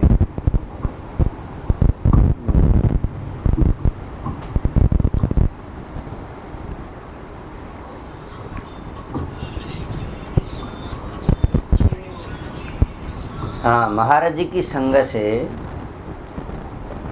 गुरुदेव की संग से विशेष रूप से प्रयोजन वस्तु के बारे में सूचना मिला और लोभ बढ़ जाता है।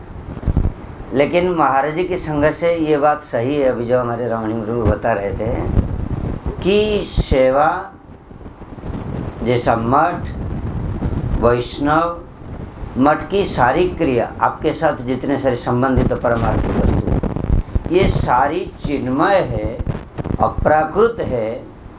ये इसको महाराज ने बड़ी जोर दिया।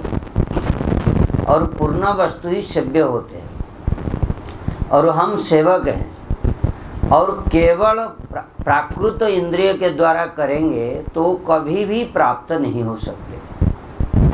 तो जब हमारे अंदर सेवा वृत्ति मतलब तुम्हारे उद्देश्य क्या है, इंटेंशन। महाराज जी विशेष रूप से बोलते थे पारमार्थिक रिजल्ट देने वाला है अंतर्यामी, वही तो अंदर से देंगे।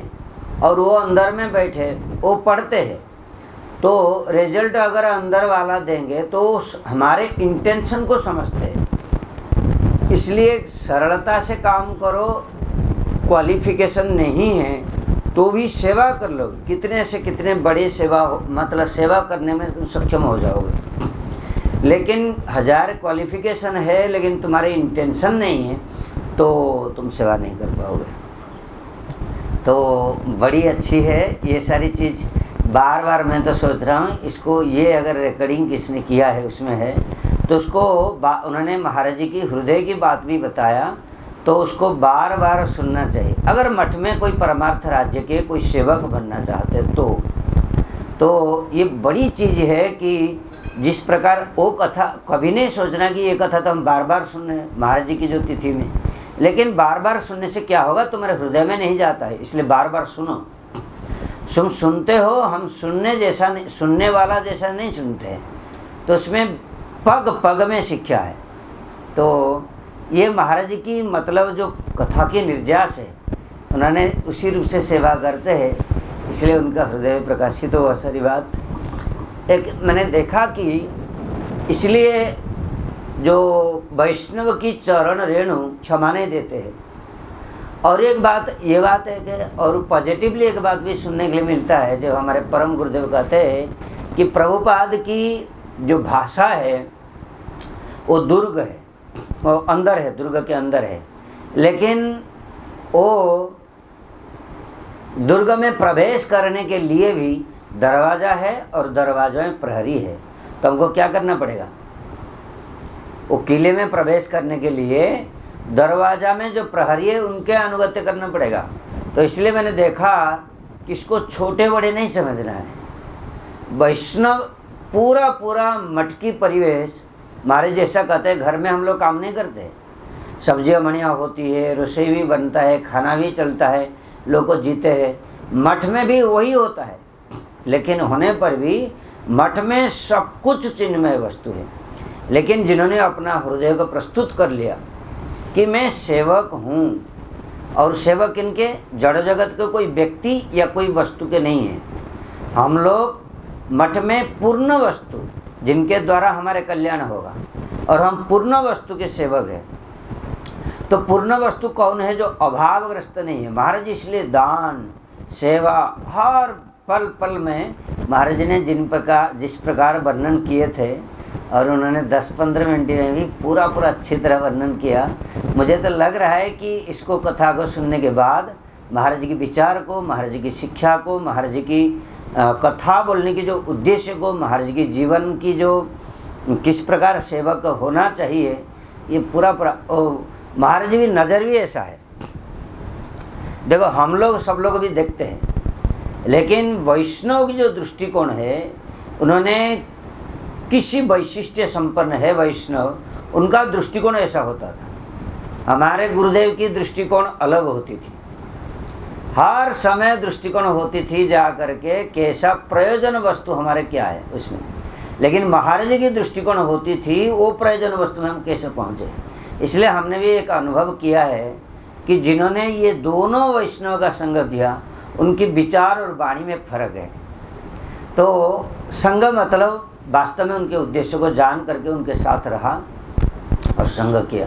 तो आज बड़ी मैं तो सोच रहा हूँ ये तिथि इसलिए बड़ी मंगलदायी इसलिए है कि हम लोग भूलते हैं, भूलना हमारा काम हो जाते हैं, क्योंकि हमारे बद्ध जीवन वगैरह हमारा स्वभाव है भूल जाना, हर समय भूल जाते हैं। तो महाराज जी इसलिए तिथि जो प्रकट होते हैं ना, इसलिए वो मंगलमय है, हमको जागृत कर देते हैं, हमारे हृदय की चेतना को जागृत करते हैं। तो वैष्णव के द्वारा जिन्होंने उनकी संग किया, तो सचमुच जैसा बता रहे थे कि हमारे ये सेवा विग्रह और परम गुरुदेव करते थे, हमारे कहते थे नरहरि सेवा विग्रह प्रभु, और उन्होंने भी नरोत्तमानंद दास ब्रह्मचारी, दोनों सेवा की विग्रह है।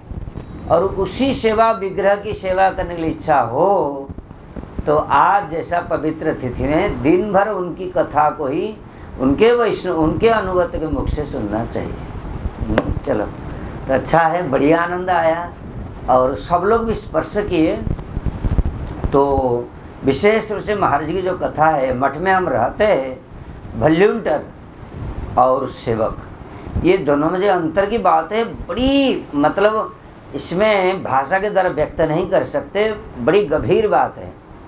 तो हम लोग सचमुच अगर अपना मंगल चाहते हैं, ये कथा को तो रोज़ सुबह एक बार सुन करके फिर सेवा करना चाहिए। मतलब पूरा जीवन बदल जाएगा। महाराज जी की आज की इस प्रकार से गुण कीर्तन से कोई अगर सेवक उसी कथा को ठीक से ध्यान देके सुनेगा तो जीवन को बदलाने में ज़्यादा टाइम नहीं लगेगा और सेवा में परिवर्तन हो जाएगी और सेवन मुखी वृत्ति भी जागृत हो जाए।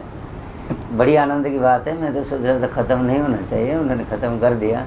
चलो बाकी सेवा भी है। आज महाराज जी की अभी आरती करेंगे, भोग नियश्च। ठीक है, ये टेबल रखो। वांछा कल्पतरुभ्यश्च कृपा सिंधुभ्यः